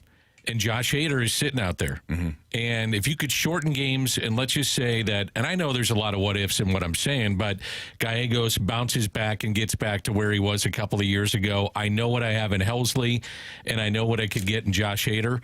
Man, I would shorten a lot of games. I mean, last year, when you look at that bullpen, they were 24th in ERA. They didn't have swing and miss. They were 29th in strikeout rate. They had 41 leads lost and blew 28 saves. Mm-hmm. So when I start looking at that and I think, you know what, I win, let's say, half of those, I'm in contention for the Central. And then once I'm in, I'm in. I do believe in that. Now, some people won't. I understand that. But I got to look at getting a bullpen stud. That would help me, and maybe another arm for my rotation. You're asking me what could be done, and I'm not. We're taking money out of the equation, right? This is just make moves in what you want to do. So I'm asking you: is there anything? Because I don't think there is. But is there any move or moves that could be made by your Cardinals to give you at least a little, like a glimmer of hope that you can compete with the top dogs in the National League? Again, let me state my point on this. There's not. What if you added two really good bullpen arms, though? You won't compete with the Dodgers, Braves, and one of them being Josh Hader. You're closer, but you're not close enough. This team finished dead last in the NL Central last year. That's true. You ain't lying. That's kind of where I'm at on this. You ain't lying. So, I mean, numbers are what they are. So then the conversation connects to, and leave us a mic drop. Leave us a mic drop, or if you want to participate, you can leave us a text message as well via the Air Comfort Service text line. This conversation connects to, like, okay, so what's proper expectations? What's the goal? The goal would be to win your lousy division and then get steamrolled. If we're doing this by like what Doug Armstrong did with the Blues, realistically, I think this team is a wild card team. But I think for this team to have a shot at defeating some of these other teams, I don't know if it necessarily comes down to, well, you need to get you need another ace, which you do. But I think what does this team look like at the back half of next season? Are they contending for a playoff spot? Because we've seen when this team goes on runs, they play good baseball at the back half of the season. So for me, I think really the only way for this team to defeat one of those top dogs is to just be playing really good baseball heading into October, whether or not you win the division or you get a wild card spot. We got a text from the 314. I know negativity sells for you guys, but what team made the World Series from the National League last year? Arizona Diamondbacks. What big moves did they make? Will you pick them even to make the playoffs next year? No. They have spent some money to re-sign guys and bring them back. Sure. I give them credit for doing that, not letting players walk. Yeah. And significant contracts, big money. I was looking at this the other day. I think there was something like 34 playoff games going into the World Series, and I think it was either 6 or 7 games the starter went 7 innings. Mm-hmm. That's it. The average start was 5 1/3 in Major League Baseball. So what it tells me is that I need bullpen. I need to throw arms at you, and if I shorten a game and I've got studs coming out of the bullpen, I can win games. I mean, look at how the postseason was played. starter 2 times through, if that, and then you went to your bullpen. So are we looking at this maybe not the proper way where, yes, to get to that dance, you need some innings to be covered by your starters. Totally think that that's going in the right direction. But once you're there, what if you're loading up on the back end of your bullpen and shortening games that way? It would certainly help. Yeah. Absolutely. It certainly help. Can I address that text, by the way? Absolutely, Okay. Anthony. You say negativity sells. That's just my negativity. I don't care about that. I'm saying to you, I don't believe that this team can compete with the top teams in the National League. That's not being negative. That's my opinion on that. If I said to you, hey, look at the Arizona Diamondbacks and what they did last year, you never know, I'd kick my own ass. Like, I'm not going to take that approach. So if you feel like that's being negative, that's fine. But if I sat here and said, hey, Diamondbacks, never know, the text line would absolutely eat my soul, and I wouldn't blame them for it. I'm curious now what you guys think about just the Central itself and winning the Central and where they're at now in trying to and just winning that division, much less being elite in the National League. Where are you at right now in the Central? And I still think they need to tinker with their bullpen. I don't think it's good enough yet. Yeah. Rotation is kind of wait and see. You got some age in that rotation. Will guys be to the level that they were with their innings? Time will tell. But I know if I can try to get some givens in the bullpen, I feel a lot better about this team. Well, I think that also, what you just brought up with the NL Central, that also leads to the frustration of Cardinals fans. You've been given a gift. Every year, you've been given a gift. Playing in the Central. Yep. There's always one team that challenges you. That's it. And they all rotate. It's been the Brewers for the last 4 or 5 years. Before that, it was the Cubs. Before that, it was the Reds. 2 years, it was the Pirates. Before that, it was the Reds again. Like, you have just had one team to compete with in the NL Central. This year, if you look at it, take a step back, the Cardinals are the only team that's trying. And if I'm just looking at this objectively, if I'm a national MLB writer and I look and I see the Cardinals had all those pitching problems last year, and they signed Sonny Gray, Lance Lynn, and Kyle Gibson. And then I look at the Cubs, who hired Craig Counsell and then have done nothing. Isn't that weird? The Pirates will not do anything. They don't try, and the Reds don't try. And the Brewers are trying to shed, I would imagine they're trying to shed money because that's what the Brewers do. Nobody else is trying. This is part of the frustration, I think, for Cardinals fans. The National League has been awful in the playoffs as of, not the National. The National League Central has been terrible in the playoffs. And I think the Cardinals' problem is that the division is not essentially trying.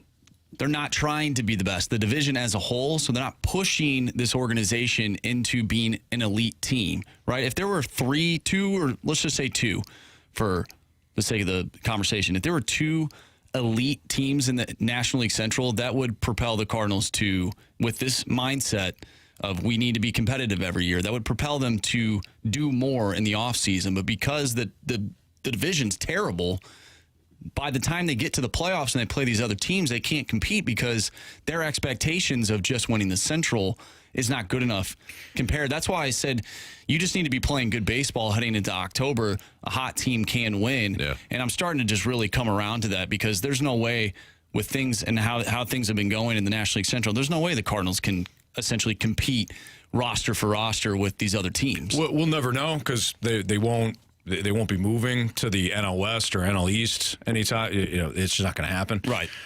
So we don't know that. But I don't know if they would change. I think that they know who they are. I think that they are a risk-averse organization from top to bottom. I think they know what it takes to be profitable. I think they know they get a great fan base. I think they know that they have to, and that this lesson was reminded, this was a reminder last year. I think they know that they have to put a better product on the field than certainly they did a year ago. But I think they kind of work within their margins. They're not going to be the Dodgers. They're not going to spend like the Phillies. I don't think being in another division would change their approach. I think this is who they are. Come hell or high water. It's just, do you guys get into the fact, though, kind of following up on what Marshy was saying, that it's crapshoot once you're in?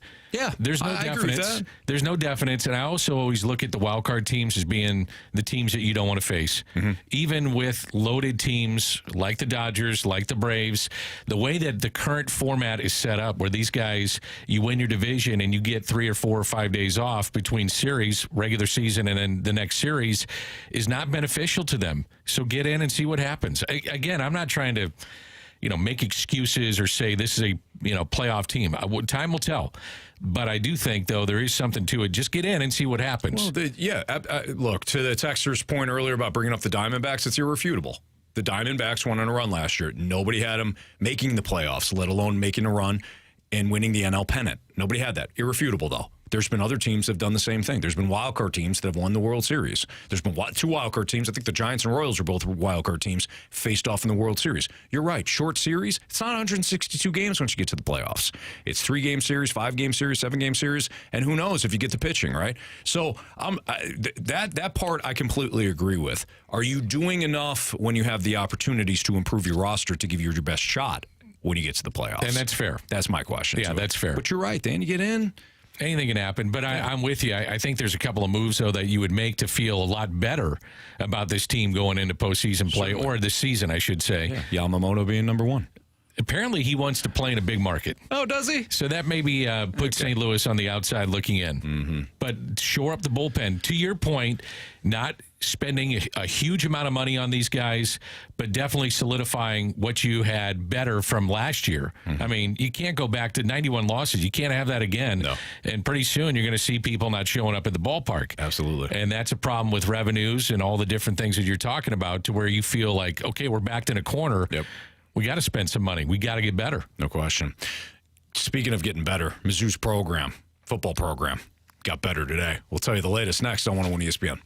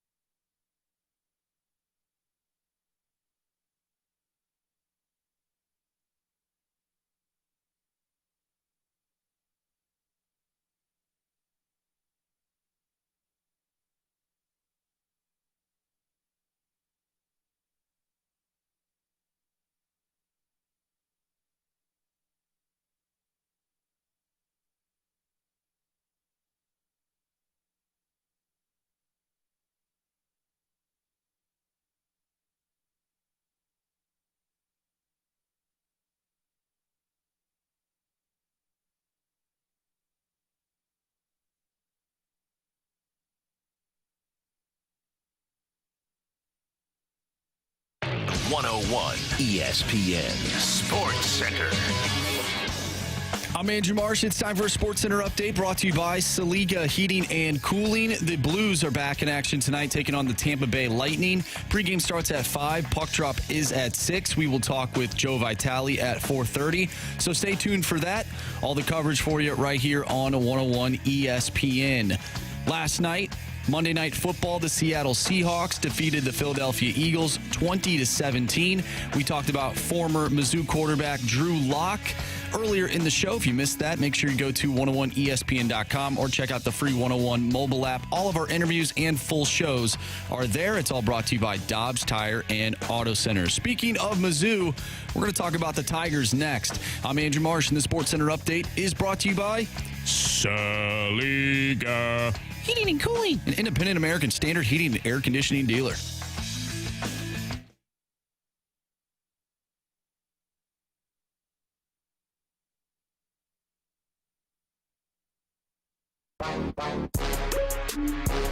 Dan had mentioned this at the start of the hour. The Mizzou Tigers have had themselves quite a day. Last night, former quarterback Drew Lock led the Seahawks to an improbable comeback. What'd you say, 90% chance the Eagles are going to win that game? It was the Eagles had an expectancy win rate of 90%. Okay, so not anywhere close to the 99% chance that Old Dominion had to beat Western Kentucky in the famous Toastery Bowl. But Good for our nonetheless, friends. Yeah, heck yeah. Friends came through and they covered. By the way, that's the biggest collapse in football history, I think, now. That we don't even have to debate it anymore. That's the biggest collapse, and we're just going to talk about that. I could think of another one. Oh, that was it.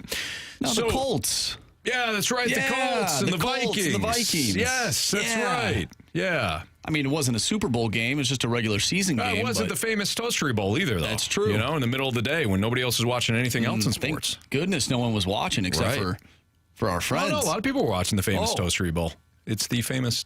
We were very in tune with that game. 28-0. We were watching very closely for our friends. Not for Western Kentucky. Anyways, Mizzou. They added some more offensive firepower earlier today to their 2024 class. They got a commitment from 4-star wide receiver Courtney Crutchfield. The wide receiver core for the Mizzou Tigers next year, Dan, looks like this. So assuming everybody returns. 5-star Luther Burden, 5-star Theo Weiss Jr., 4-star Mookie Cooper, 4-star Courtney Crutchfield, who I just mentioned, 4-star James Madison, and then you got a couple of 3-stars in Miller and Johnson. That's a pretty good wide receiver core coming back for Mizzou next year. So 2 5-stars, 3 4-stars, and 2 3-stars. 2 3-stars. Mm-hmm. Do you think you can say thank you to Luther Burden for a lot of this? You know, for committing to Mizzou and initially wasn't, and then all of a sudden he's back in. He comes in, puts up big numbers. They show that they can win big games. They're a top 10 program right now. Mm-hmm. I think a lot of it, the credit goes to, and again, the coaching staff recruiting. I mean, that's neither here nor there. I mean, that's not debatable, getting these kids. But, man, Luther Burden committing and then putting up numbers, I just think a lot of credit goes to him showing the way. I think it's all cyclical. If you look at Mizzou, whether or not they can recruit, yes, it's Drink's ability to go into a family room and say, hey, trust me that your son's going to be in better shape coming to me at Mizzou than going to Texas or Alabama or wherever. So that's that.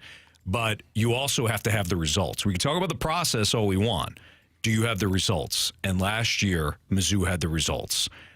There were lone losses, as we know, to LSU when they had the game. You know, they were in control of that game early on. Unfortunately, they lost. Jaden Daniels won the Heisman. So, you know, Jaden Daniels got a couple of defenses this year. You also lost to Georgia.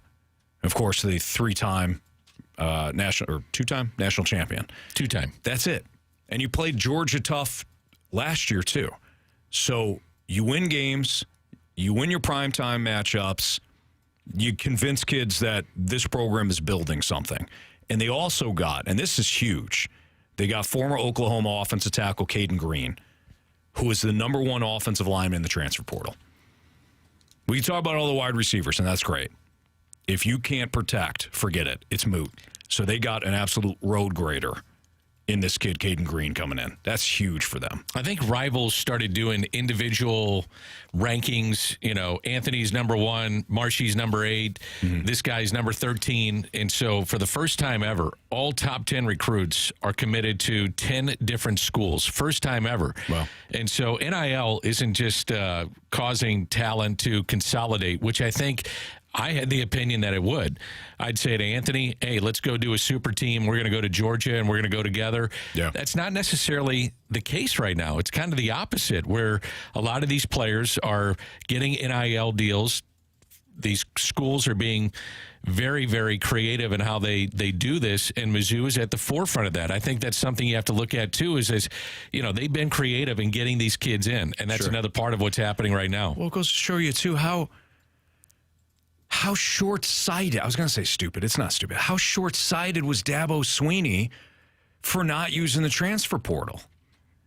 I get the idea of, hey, we're going to build a culture here, we're going to recruit guys. You can do some of that. You could do, but you could still do that by using the transfer portal, too. It's not illegal. Yeah. So for Dabo Swinney, and he's starting to use the transfer portal, I'm sure he's doing it begrudgingly now, but you have to. It's part of recruiting.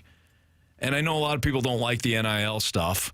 It's a bit of a wild, wild west situation, but it's better than these kids going to a program that is going to use their name, image, and likeness to build monstrous buildings and new stadiums a la Texas A&M when they had Johnny Manziel. And Johnny Manziel had a side hustle just to get money for his own autograph. I hope that there's maybe an in-between that college football finds on this, because I do think, again, we've gone so far the other way that it's created this, I keep using the same term, but Wild Wild West, but it's better than just the haves raking in money off a kid that's going to be there for a couple of years and the kid not receiving any monetary payment for that. If I'm a Mizzou fan going into next year, I'm sitting there saying it's college football playoff or bust. You know, after the win against Kansas State, which was huge, I don't think it gets enough recognition. You beat that team, you win with the Mevis 78-yarder or whatever it was. I think it was a 93. Yeah, 94 and a half, whatever it was. Felt like it. Kicked it the length of the field. And he knocks that through, and you wind up winning that game. Yeah. That set the tone for the rest of the season. You're right. And if they don't win that game, I'm not sure we're talking about some of these kids coming to Mizzou. No, you know what, too, Dan, to your point, are we talking about some of these kids coming here? If you get run by Kentucky the week after That's another one. You lose to LSU, they're down 14-0 early on. You're thinking, okay, well, season's going to go off the rails here.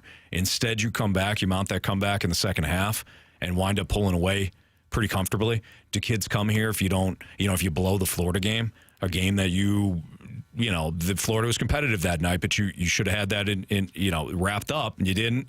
And you had that big, you had the big drive and then another Mevis kick. There's a couple of these games that could have gone either way that have gone against Mizzou in the past that went for them this year, to the credit of the players and the coaching staff. And now you're reaping the rewards with some of these kids going to your school. I remember when Macklin was going and Chase Daniel, and they had talent. They had great talent. Got to, number one in the country, and the season was highly anticipated. I can't remember, though, a time, and we're going to be talking in, August about this team starting camp. I can't remember a time, if you're a Missouri fan, that you will be as excited about a team coming back, and now with a 12-team playoff, and you sit there and you're going to finish in the top 12 this year, and you're going to say that's a college football playoff team. I agree. There's going to be anticipation like we haven't seen in years in Columbia. That's Dan McLaughlin. He's filling in for Jamie Rivers. I'm Anthony Stalter. We got our Sports Six-Pack next, so if you've got a question, send it to the Air Comfort Service text line, and we'll answer it next in Fast Lane.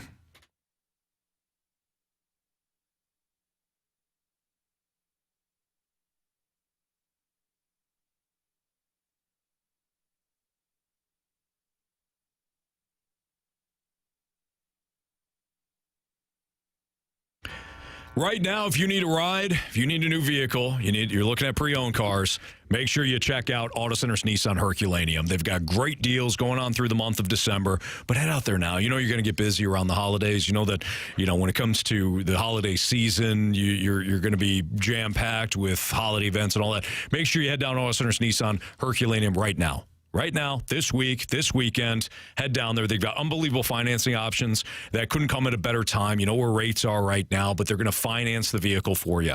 No money down, no payments for 90 days, and 0% APR for up to 5 years are just 3 of the options that they have throughout the month of December. You can check them out online at autocentersnissan.com to check out some of the other promotions they have going on through the month of December. But the bottom line is they've got great sales going on right now. They give you a way to finance it. They give you the 30-day return promise, and they're going to give you the free complimentary lifetime warranty when it comes to their new Nissans. Plus, enter to win a brand new Polaris ATV.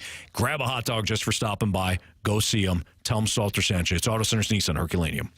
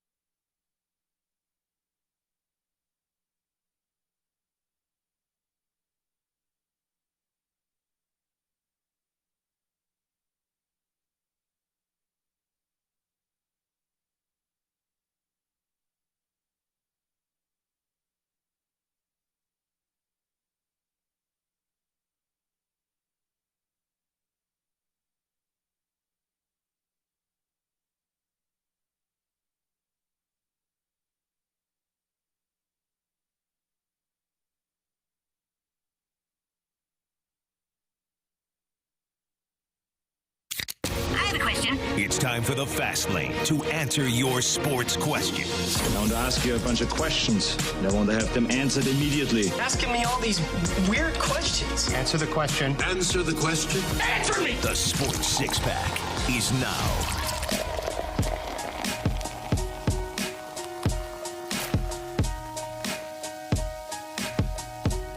It's Fastlane on 101 ESPN. Dan McLaughlin in for Jamie Rivers. I'm Anthony Stalter. Time for our Sports Six-Pack. Dan? Before we start that, though, little news. If you're a Cardinals fan, Yuki Matsui, left-handed reliever from the NPB, is close to signing with the Padres. No! Pending physical. Thanks a lot, Mo. And he visited Busch Stadium last week. Unbelievable. So that's some news concerning the Cardinals. Question 1, please. Question number 1. Mike Schilt recruiting. Oh, there you go. That's your question. Is he the best recruiter? Is he better? Is he a better recruiter than Ollie? Stop it. Do you think the San Diego Zoo is better than the free zoo here in St. Louis? Nothing's better than the free zoo in St. Louis. Well, then I don't want that guy. That's true. I don't want him. It's a good call. Anyways, question number 1 from the 314. Care to give your thoughts of Major League Soccer pulling their main teams out of the Open Cup competition? This is a big deal. What happened, Dan? So if you're a soccer fan, the open competition would be, for just trying to dumb this down, lesser teams that don't have television money, they don't have the revenues that are coming in from what we see here with MLS. They have a chance in this open competition to play MLS teams. And when they play, they make a lot of money, so it keeps it going. This is America's sport, one of them. And when they have decided to pull out, that's really going to have an effect on the lesser teams. And you see upsets all the time.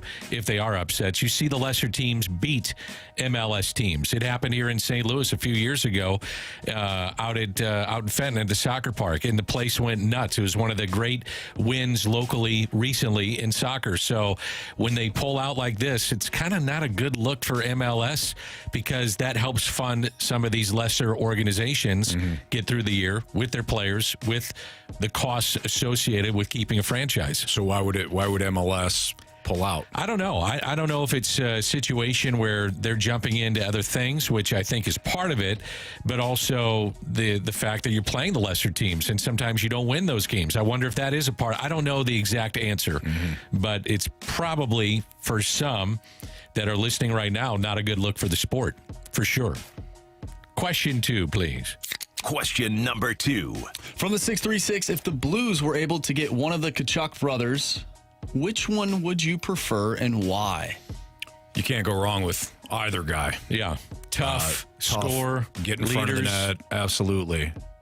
I'll go with the one that has had more overall success. Now, he's played on better teams thus far, but I think he's a big part of that is Matthew. And we'll see him Thursday. Yeah, he should be a blow right now. I wish Matthew was here. Yeah. It does beg the question right now.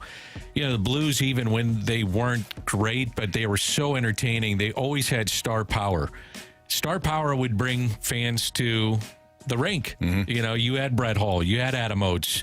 Wayne Gretzky. You had Wayne Gretzky, albeit briefly, but it was fun.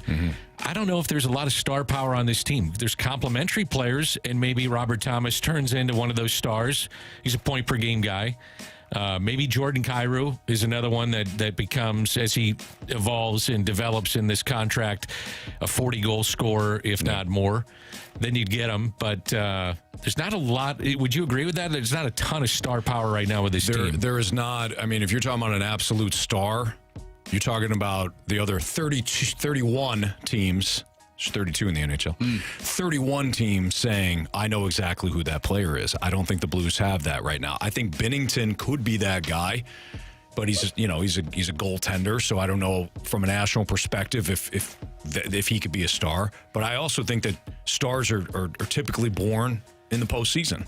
That's a good point. I thought Matthew Tkachuk emerged as a superstar in the playoffs last year with what he did. And then later you found out how dinged up he was playing through the injuries. And they were severe injuries and played through it. Yep. I had a friend of mine that was in a box for the MLS game in the summer, and it was after the hockey season. He said he was in a box with like 3 different hockey guys that went deep into the playoffs. All of them had like something on their wrist. Another one was in a sling. Another guy had something wrong with his shoulder. Couldn't sit. I mean, these guys just get beat up, man, when they play. It's amazing. They go through the gauntlet. Question 3, please. Question number 3. Speaking of the gauntlet, we need a new gauntlet contestant. All right, so text for today. So text in. Your Comfort Service text line, 314-399-9646. All right, question number 3 from the 314. How much of an impact do you think Yadier Molina will have on this year's Cardinals team? Something tells me. So let's just assume for a second here that Yadi's with the team in spring training, most of it, all of it, but that's it. Okay, let's just assume that for right now, because we don't know. We don't know what his involvement's going to be during the regular season. I think we're going to inflate Yadi's impact or lack thereof if he's just in spring training. It's a long season. Okay, let me counter that.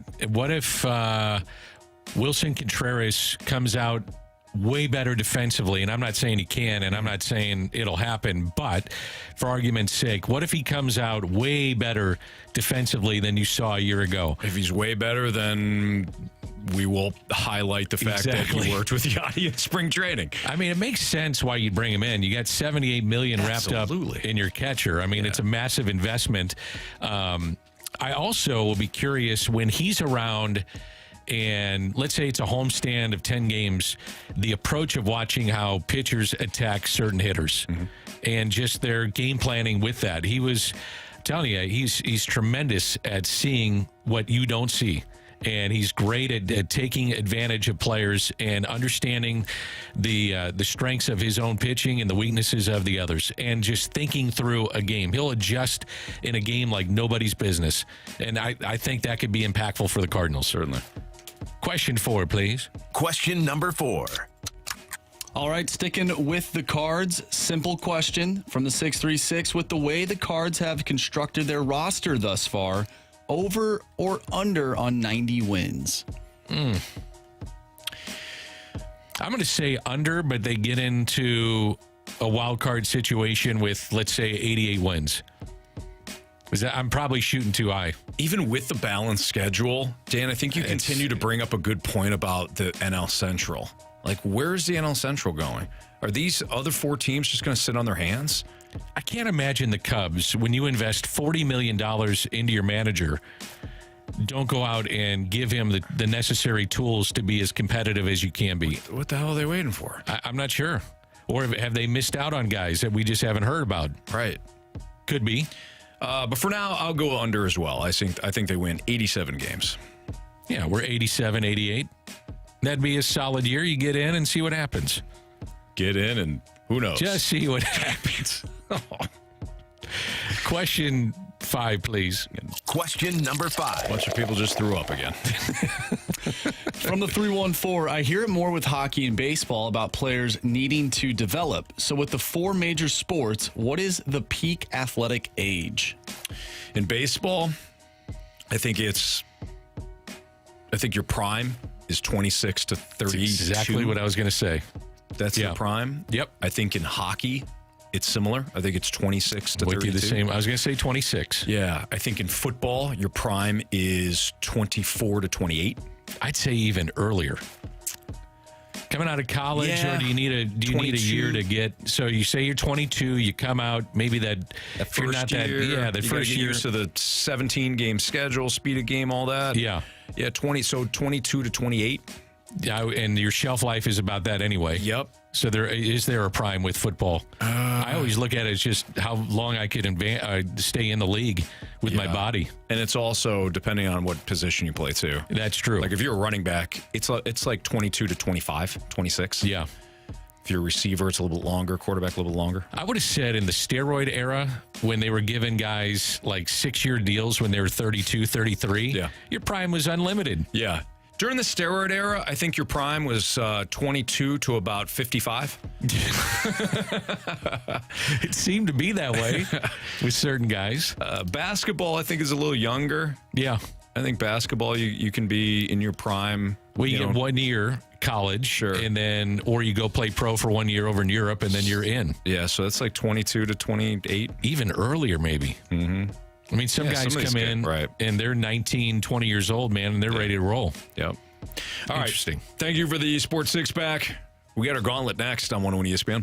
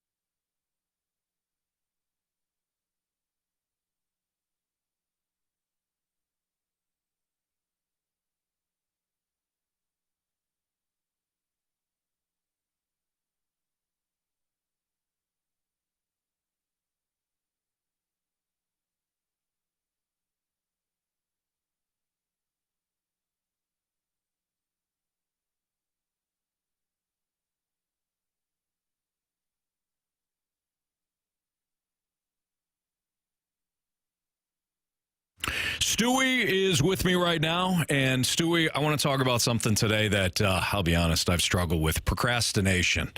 And I know when it comes to what you do, procrastination is horrible. You know what, Anthony? This one is for the books. I got an ESPN caller today. He says, you know what? The bills are piling up. The holidays are here. I'm going to make my New Year's resolution right now and call you Consolidated. I'm going to get rid of all my debt, improve my cash flow, improve my credit score. But there's one thing I'm going to do that nobody else knows I'm going to do. Now, don't tell. I can't make up this stuff. He says, you know what? My wife and I, we don't get along.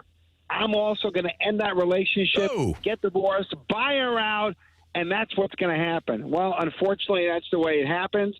We're going ahead refinancing it, buying out the ex-wife, and his payments overall going down $1,200. Interest rates are dropped. He's in a better position, and life is going to be better for you. Now, I'm not saying you should do that. I'm not saying you should do your wife, but this was his situation, and he made a difference in his life. And you can, too, if you're stuck in that debt and the bills are starting to pile up.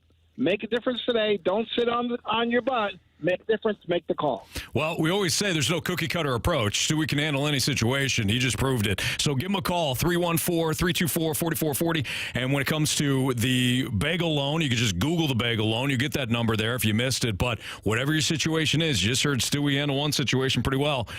Call him. See how much he could save you. Tell him Jamie and Anthony from 101 ESPN told you to call, too. I'd love to hear that. Stewie, keep up the great work. Have a good night, guys. NMLS number 226715.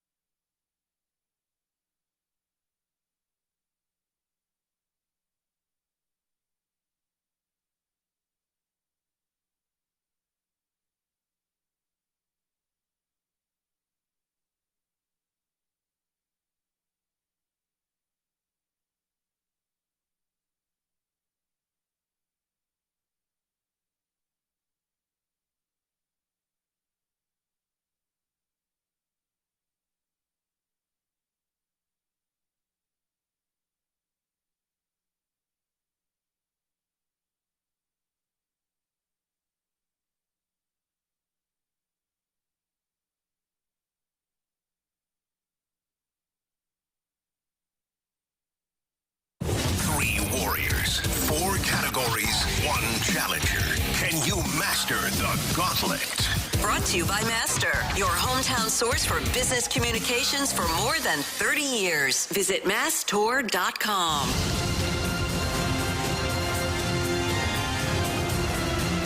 4:05, your time check is brought to you by Clarkson Jewelers, an officially licensed Rolex jeweler. Dan McLaughlin filling in for Jamie Rivers. Dan's going to be with me the entire show tomorrow as well, 2 to 6, right here on 101 ESPN. So Dan and I got a whole show for you tomorrow.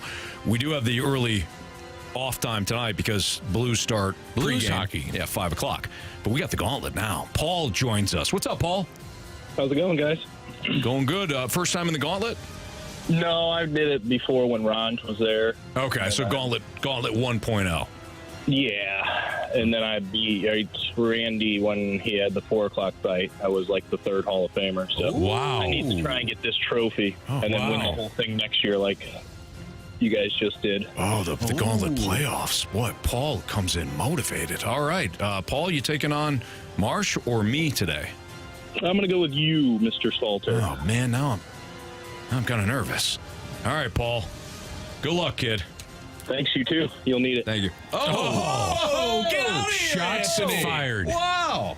Better get your game face on. Wow. Holy Wow. Pack that lunch now, bud. Oh, my goodness. He couldn't even hear that, but we'll let him know. All right, Paul, you know the drill. You tell me to spin the wheel, and we will get it going. Spin that wheel, Marshy. DJ Marsh. All right, Paul. So you mentioned that you're pretty good at this. What category are you hoping to get today? I mean, if I was wanting it to be true, I'd want football just so I could beat him in his own sport. But if I really want that trophy, probably random or hockey. Well, today is your lucky day. Hockey is the category because it is Anthony, and he always gets hockey.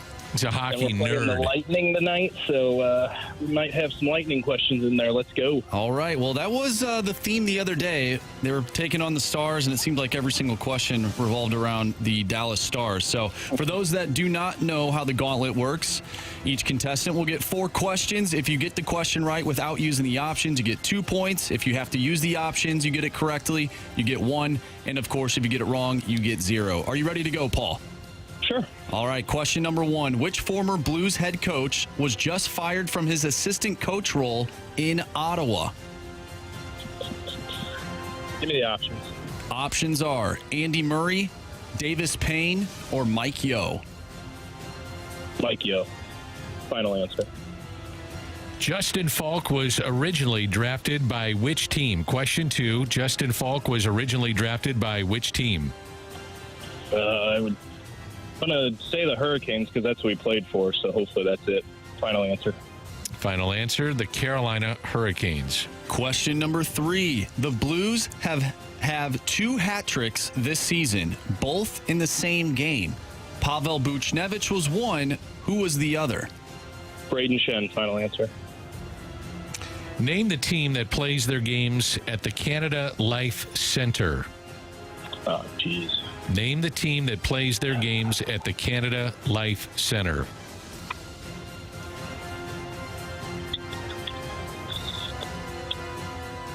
I'm just going to take a shot in the dark at one of these Canadian teams. I'm going to say the Senators. Final answer. Okay. All right, let's bring Anthony back in. How you feeling after that, Paul? Oh, not too bad. Hey, Paul, what do you do for a living? I'm a store manager at Quick Trip. Okay. So do you get to listen a lot? Yeah, on the way home. Awesome. Say good afternoon to Anthony Stalter, please. How's it going again, Anthony? I don't know, Paul. How'd you do? No, you better pack a lunch. Whoa! We didn't even have to say it. Paul said it to you. Are you ready, Anthony? I like the trash talk, yes. All right, question number 1. Which former Blues head coach was just fired from his assistant coach role in Ottawa? Davis Payne. Final answer. Wow. Look at you. Coming out hot. Again. Justin Falk was originally drafted by which team? Well, he came from the Hurricanes in that trade with the Blues. I don't know if he was drafted there, but something tells me I need to just start taking shots here. So I'm going to say the Hurricanes. Final answer. Question number 3. The Blues have 2 hat tricks this season, both in the same game. Pavel Buchnevich was one. Who was the other? Wow. Booch was one. I don't know. Was it Robert Thomas? Shen? Kyrou? Parayko? Should I just name all the Blues? I'll take the options. I'll narrow it down here. Options are Robert the Thomas, oh boy, Braden Shen, okay, or Kevin Hayes.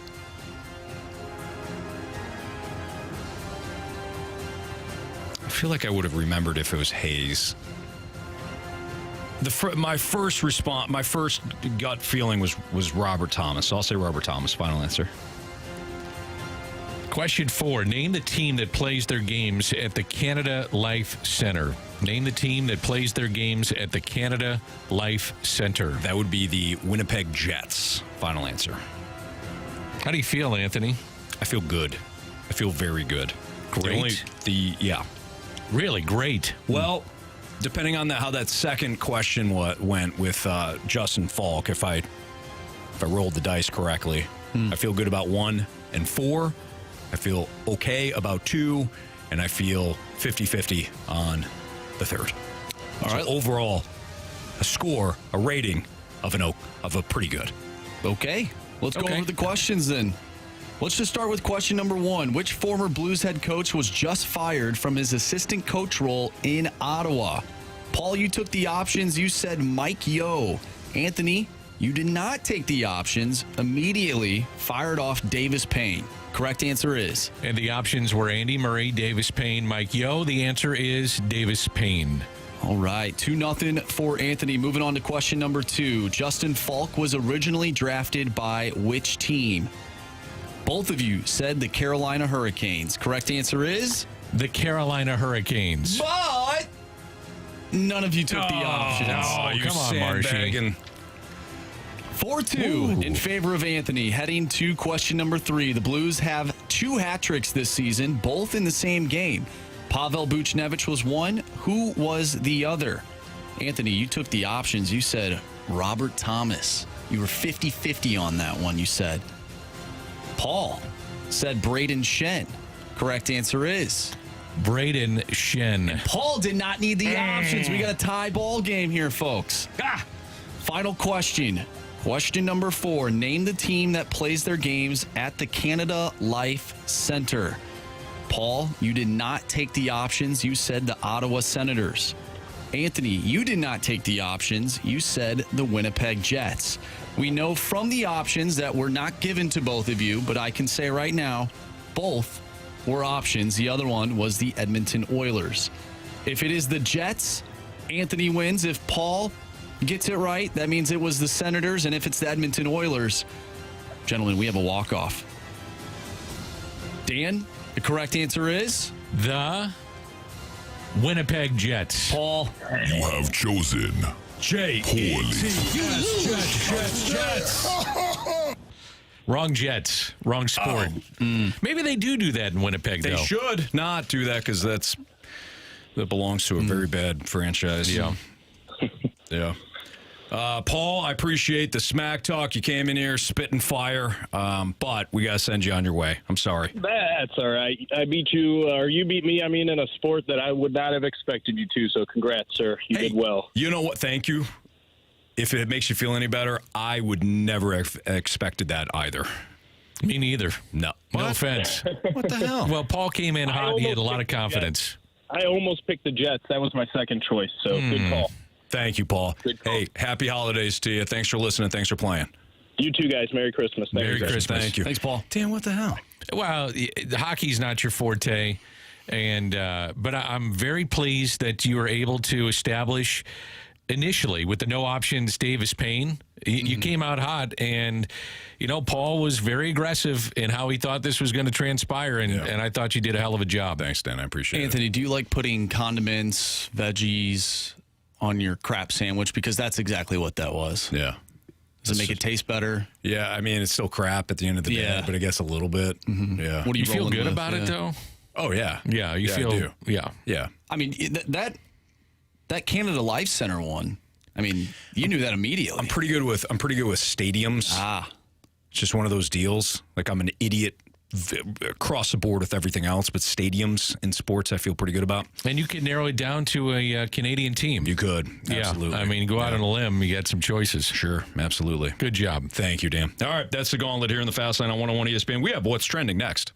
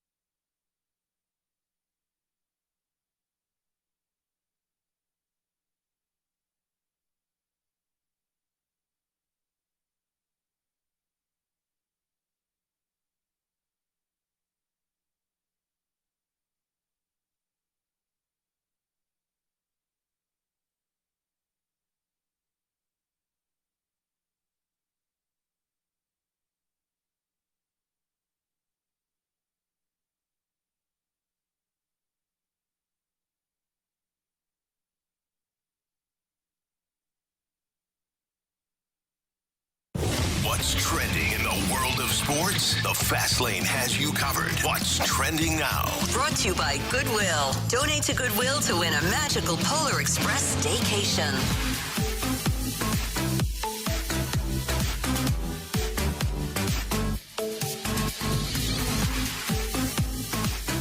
With Dan McLaughlin filling in for Jamie Rivers, I'm Anthony Stalter, and here is Andrew March with What's Trending. Guys, I saw this on Front Office Sports. Amazon is reportedly in talks to invest in the bankrupt RSN operator Diamond Sports Group. Diamond Sports Group carries games through its Bally Sports channels for more than 40 teams, and a deal with Amazon would eventually put those broadcasts on Prime Video. What are your thoughts about that? For me, I'd be okay with that. Sure. You know exactly where it's going to be. I don't know what the blackout. There shouldn't be any blackout restrictions because they're buying that now. I'd be great with that. You have to worry about the cable company and the satellite coming up. No, just subscribe to Amazon. I think the number one problem that baseball has got is the blackout restrictions. I mean, you have to get to your fans. Your fans have to find it easily accessible to watch the games. Yep. To get the games, you have to find a way to do it, and this would clear the way, I would assume, for most to be able to get it. And so it's probably a good thing for the fan that's listening out there and wondering, where is it? Like, what am I going to get? How am I going to do this? Do I need to subscribe? Can I get it on my phone when I'm doing something outside in the backyard, or I'm out the lake and I want to watch the game? Yeah. And blackout restrictions are a problem. And it's not just here in St. Louis, it's everywhere. To me, it's the number one problem with the sport. Got to get it figured out. Yes. Have to get it figured out. Especially in a regional sport. You're telling exactly. It's a regional sport, meaning we may watch a little bit of national baseball, but we mostly watch our Cardinals. So you're telling your fans in a region they can't watch their favorite team? How much sense does that make? And you're trying to grow the sport, grow the popularity, but people can't get their favorite team, or they just got to subscribe to MLB Network or MLB.com when they don't want the entire league, they just want the Cardinals? Get the hell out of here. And for the teams, number one, to settle that, but if you're able to get into more households, that means you're able to promote Johnny Bobblehead and say, oh, I didn't realize that was going on. I want to get down to the ballpark. I'm going to take my family. I mean, it's just, for the teams, it's a benefit just to make sure that you're promoting your product.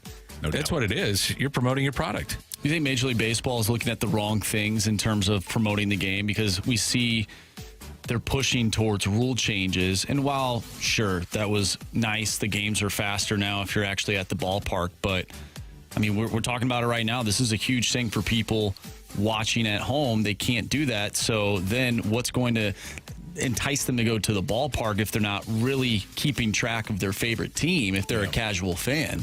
I think Dan's right that the blackout situation needs to be fixed immediately, like yesterday. That's more important than whether or not you got a pitch clock or whether or not you got bigger bags. Yeah, right. That's way more important. Can I see my favorite team? Beyond that, if my favorite team stinks, I'm not going to be interested. There's nothing the league can do about that. If my favorite team is a competitor, I'm going to be interested. I think that is just bare bones, basic common sense. I know that some people get frustrated about the three true outcomes and they're tired of that and all. If your team is good, i.e. if the Cardinals are good, you're watching. You don't care.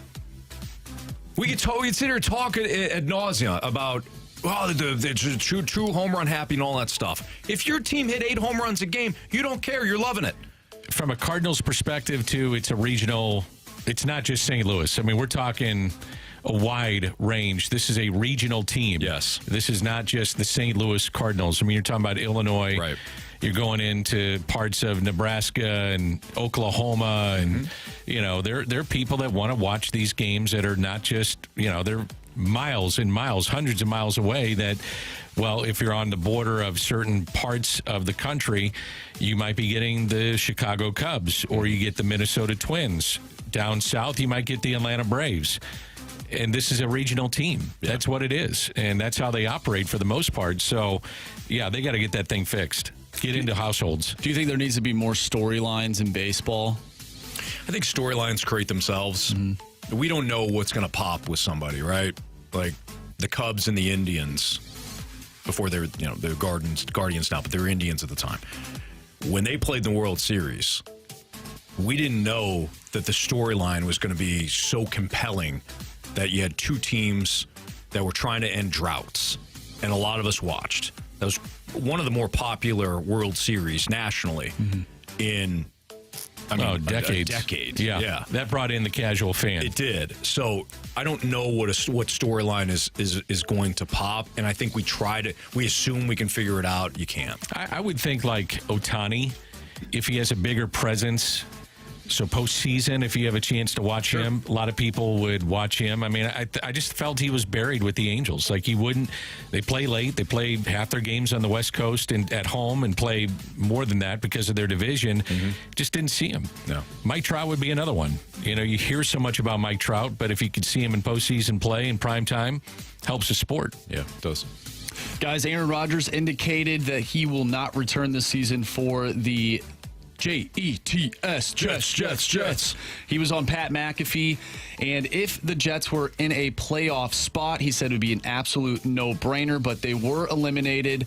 Went on to say, if I was 100% today, I'd definitely be pushing to play, but the fact is I'm not. So makes no sense for him to come back. No. The Jets have been officially eliminated from playoff contention. Why risk anything? Why bring him back? You know, they had. I wonder if it was this time last week, and he was cleared to play. If he would have done it, it was a 0.2% chance that they were mathematically alive. Yeah. Now there was a lot of things that had to happen, but you were mathematically alive, and so he's saying if we're mathematically alive, I would have played. Yeah. Now, is there any chance he would have made the playoffs? No. You got to be a realist about it. And for him to come out and just to show everybody, hey, look at how quickly I recovered and was able to come back from an Achilles injury makes no sense to me. No. Full off season, go at it next year. Yep. Did you guys see the Los Angeles Lakers revealed a banner today for their in-season championship? Or maybe not today, but they revealed a banner. How embarrassing. It means so much to that organization and that city.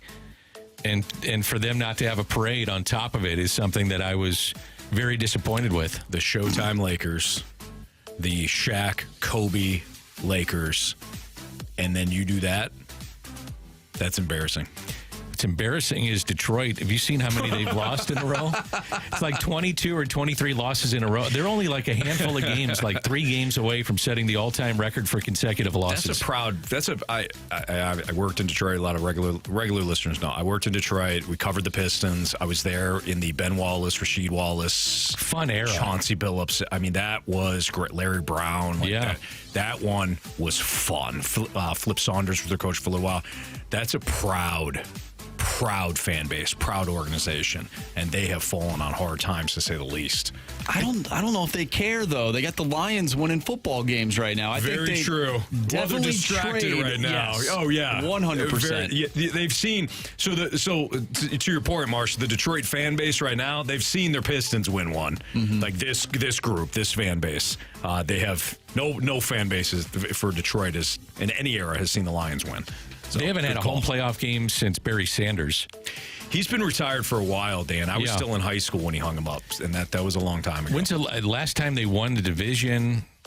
Was like the Kennedy administration or something like that? Oh. Again, it's been a while for them. Why would you hang that banner? I mean, what is the mindset of doing that? That's terrible. I just feel like that's how sports are now these days. Like, congratulate us. We did it. Yeah. It's a participation trophy. It's terrible. I mean, I know they won. There was competition. Guys got paid a little bit. But not one person in the seats cares to see that banner. If it were another franchise, I would call it sad. This is just embarrassing. Yeah. Like if the Orlando Magic won and they hung it, I'd say, boy, that's sad. You know, God. Or even the Pacers. They were the team that they played in the final. Yeah. You're clinging to this. Yeah, look at you. You're not even at Christmas yet. Yeah, like the Portland Trailblazers. Like, oh, man, that's just sad. But this is embarrassing. You're the Lakers. I always looked at like the NBA season doesn't start until Christmas anyway. I completely agree. You have all the games coming up on Christmas. You play all those. How about the NFL goes, hold my beer. Yeah. We're going to play. We got plenty of games for you this Sunday. And on Christmas Eve. It used to be, the NBA was like, hey, at least we got one day. We're going to have to compete with you. And NFL goes, okay. Yeah, we got plenty. All right, Joe Vitale is going to join us next. We'll break down this Blues Lightning matchup next here on 101 ESPN.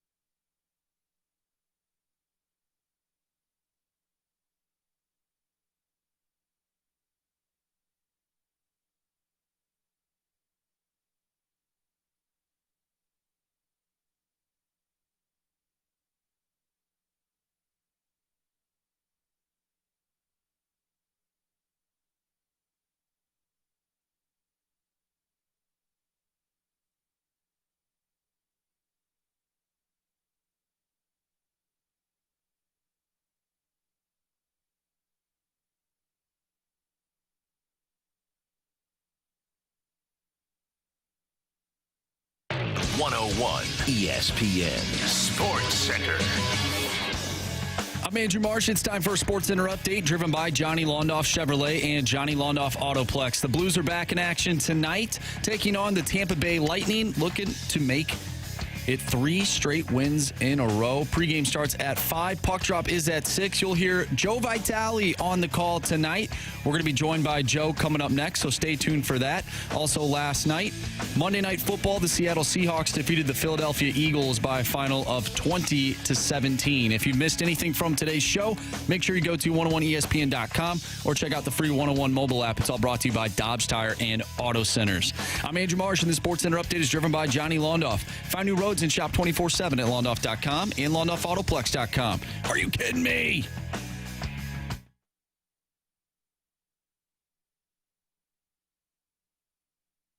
Joey Vitale views things a little differently. Just imagine how he looks at hockey. Whoa! This is The View from Vitale, brought to you by Scott Lee Heating Company, a proud Mitsubishi Electric Elite contractor.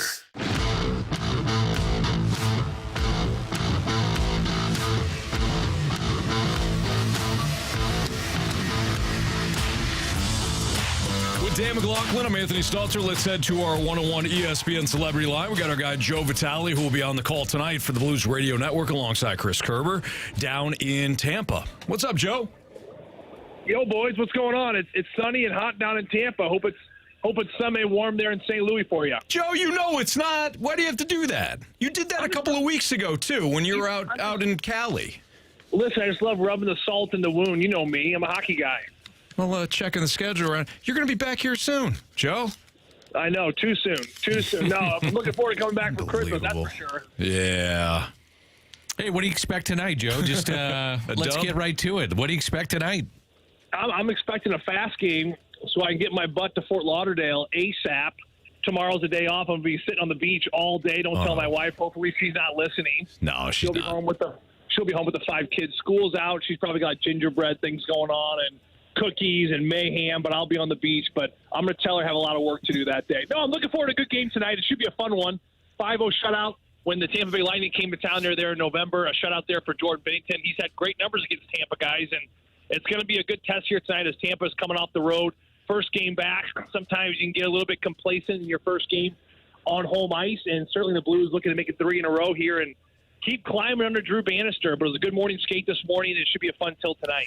Hey, Joe, from what you know about Jordan Kyrou, could this be a bit of a, fork in the road? Dan phrased it, fork in the road moment just this season, not necessarily his career, but just this season.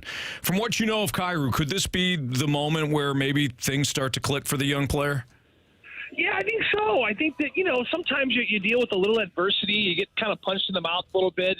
A lot of it was self-induced. He realizes that. I think it was a good learning lesson for everybody, including Jordan. And, now he's on a top line with Pavel Buchnevich and Robert Thomas. And those guys have looked terrific over the last 2 games. I had a great chat with Robert Thomas this morning. And these 3 are just feeling it. They're stepping over the boards with confidence and swagger. And they got the feeling, as Robert told me this morning, that they just can't screw anything up. And that's a really good feeling as a player. You got your line mates all clicking. You got the chemistry. You got the communication. Everyone's anticipating each other's moves so well, which has been leading to great offense. So for Jordan Kyrou, I think that this could definitely be something that propels him forward. Certainly a roller coaster of emotions. Last week, number 1 star last game. You heard the crowds. You heard the cheers. You saw the smile on Jordan Kyrou just 48 hours after tears. So, it's a lot going on. It's the sport of hockey. It's the ebb and flows. It's the ups and the downs and the peaks and the valleys. And I think he's managed it very, very well. He's got great support from his teammates.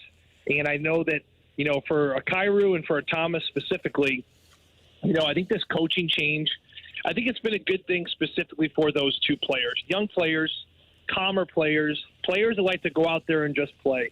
This isn't a knock on Craig Berube. Certainly those 2 players would be the first to tell you how much they love Chief. It's just a different vibe right now with Drew Bannister on the bench. He doesn't say much. He lets the players go out there and just play. He's got a very calm demeanor. Chief was kind of the opposite. He was a high-tempo, high-octane, emotional guy. He prided himself on trying to really get a lot out of the players by being that rah-rah type. And some players respond really well to it. I think for a while there, the younger players did. I think maybe it wore on him a little bit. And certainly now with Drew Bannister in the seat, I think that you're starting to see some of the younger players really find their stride, including Jordan Kyrou. Outside of that, what are some of the technical differences that you're just picking up on? And I know it's early. You've been to morning skates. You're watching practices, but maybe some of the differences that you're seeing from just a week ago. You know, Danny, I think that we've seen a lot more attention to detail in morning skates. Keep in mind, morning skates they're different for everyone. There's half the guys on this Blues team that love morning skates. There's half the guys that hate morning skates. For fans out there, yes, they skate the morning of the game. It wasn't something players used to do. It was actually Scotty Bowman was the first coach to implement this, and he did it for a lot of fans who don't know, because a lot of the old school 70s and 80s players of the Detroit Red Wings would, go out and get after it, especially on the road the night before, and he wanted to get the guys up early in the morning and sweat out whatever they did the night before. So that was kind of the reason behind the morning skate. Nowadays, it's very different, right? Players are much more responsible. Guys are very in tune with their bodies and what they need to do to take care of their bodies heading into games. And they're far more professional, I think, in a lot of ways than they were, 20, 30, 40 years ago. But at the same time, the morning skate still has been implemented. You see a lot more optionals these days. But for the couple morning skates we've seen under Drew Bannister, including the one we saw this morning, a little bit different of a look than Craig Berube. And, Craig Berube was one, get him out there, get him loose, the same, 4 blue line routine. He makes a couple passes, get a couple shots, and then call it a day. Drew Bannister, it's not 20 minutes. It's more like 35, 40 minutes. It's almost double the time, it seems. I think he's managing rest appropriately on the off days, but morning skates have a lot of detail to it. There's rhythm to it. There's purpose behind it, and there's a little more energy, I would say, for the morning skates. We saw it for the first time there against the Ottawa Senators. It proved to be a great start for the Blues. And I know Drew Bannister, of course, with the longer morning skate this morning, especially more attention to the power play, looking for that same start here against this Lightning group. Joey Vitale joins us right now on the Fast Line on 101 ESPN. He'll be alongside Chris Kerber tonight as the Blues take on the Lightning. Joe, is the when it's all said and done on the ice, is Drew Bannister's number one priority the special teams? Absolutely, 100%, no doubt. I mean, I talked to Kevin Hayes about this last week. I said, Kevin, literally, give me one thing. If you guys change one thing, could you guys be in a different spot? He said, Joe V, listen, it's one thing.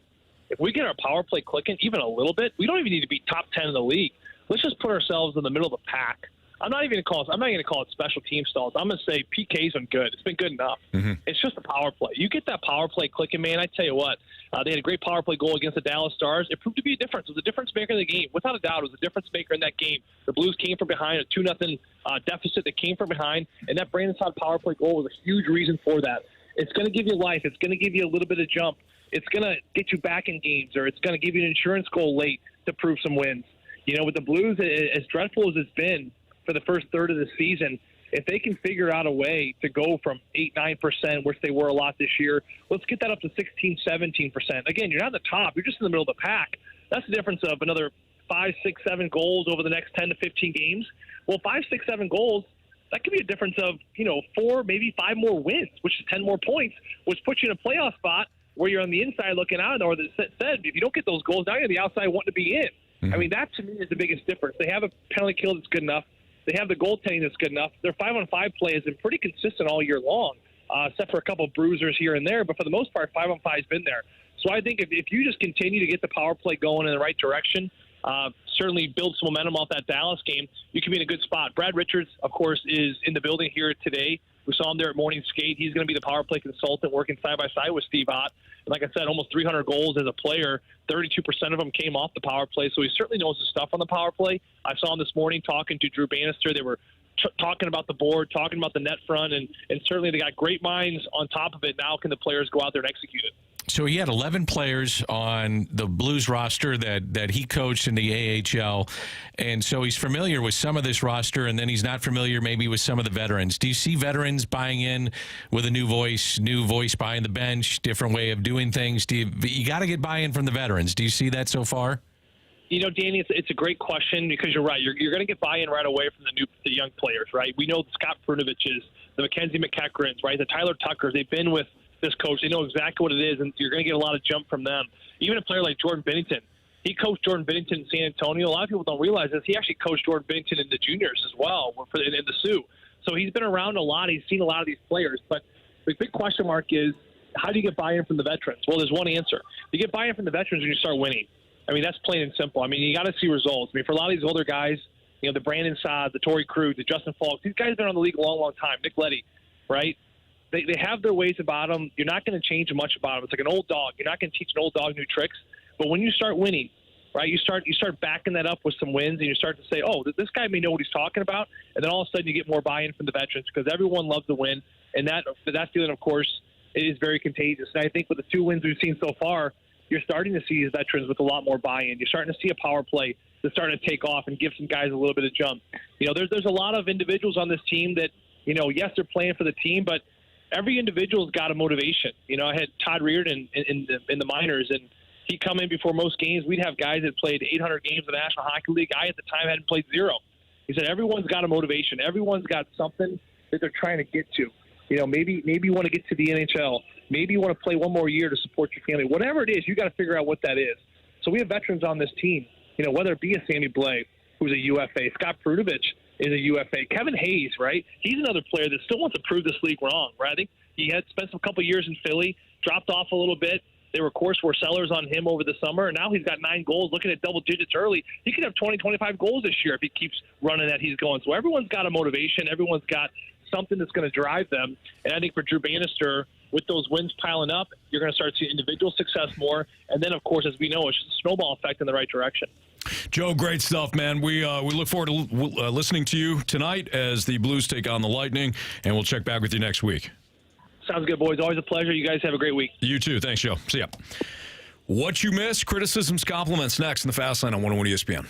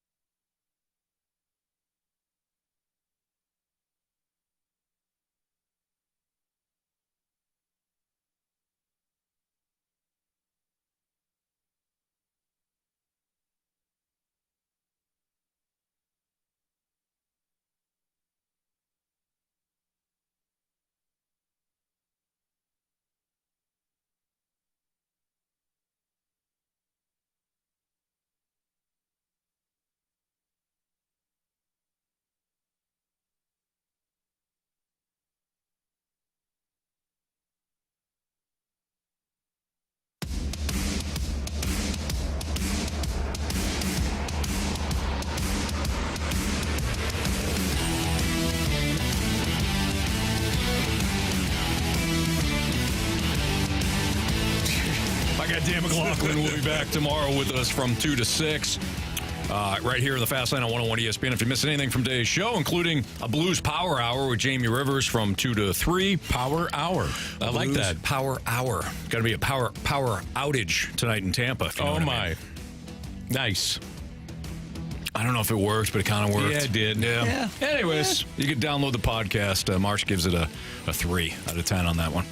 Kind of surprising. Tampa's out of a playoff spot if it ended today. Yeah. Usually they're powerhouse. Yes. I see how I did was that? good. Thanks. That was real good. Yeah. Way to build. Do you guys know what the powerhouse of the cell is?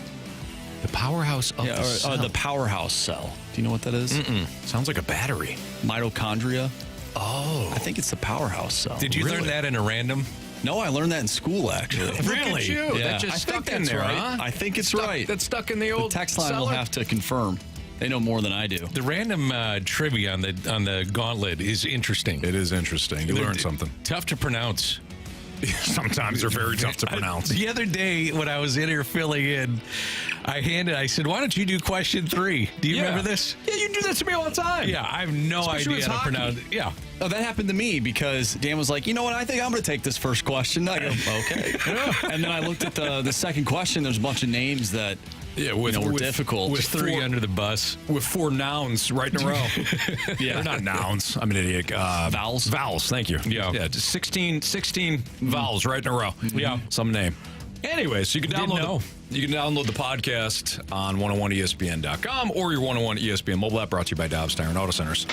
What do we got for criticisms and compliments? Well, yeah, from the 618, it is the powerhouse of the cell. So Okay. that is mitochondria. This one comes from FedEx Brian. Compliment to Stalter, who took the trash talking on the chin and turned around and sent another Gauntlet contestant running for the hills.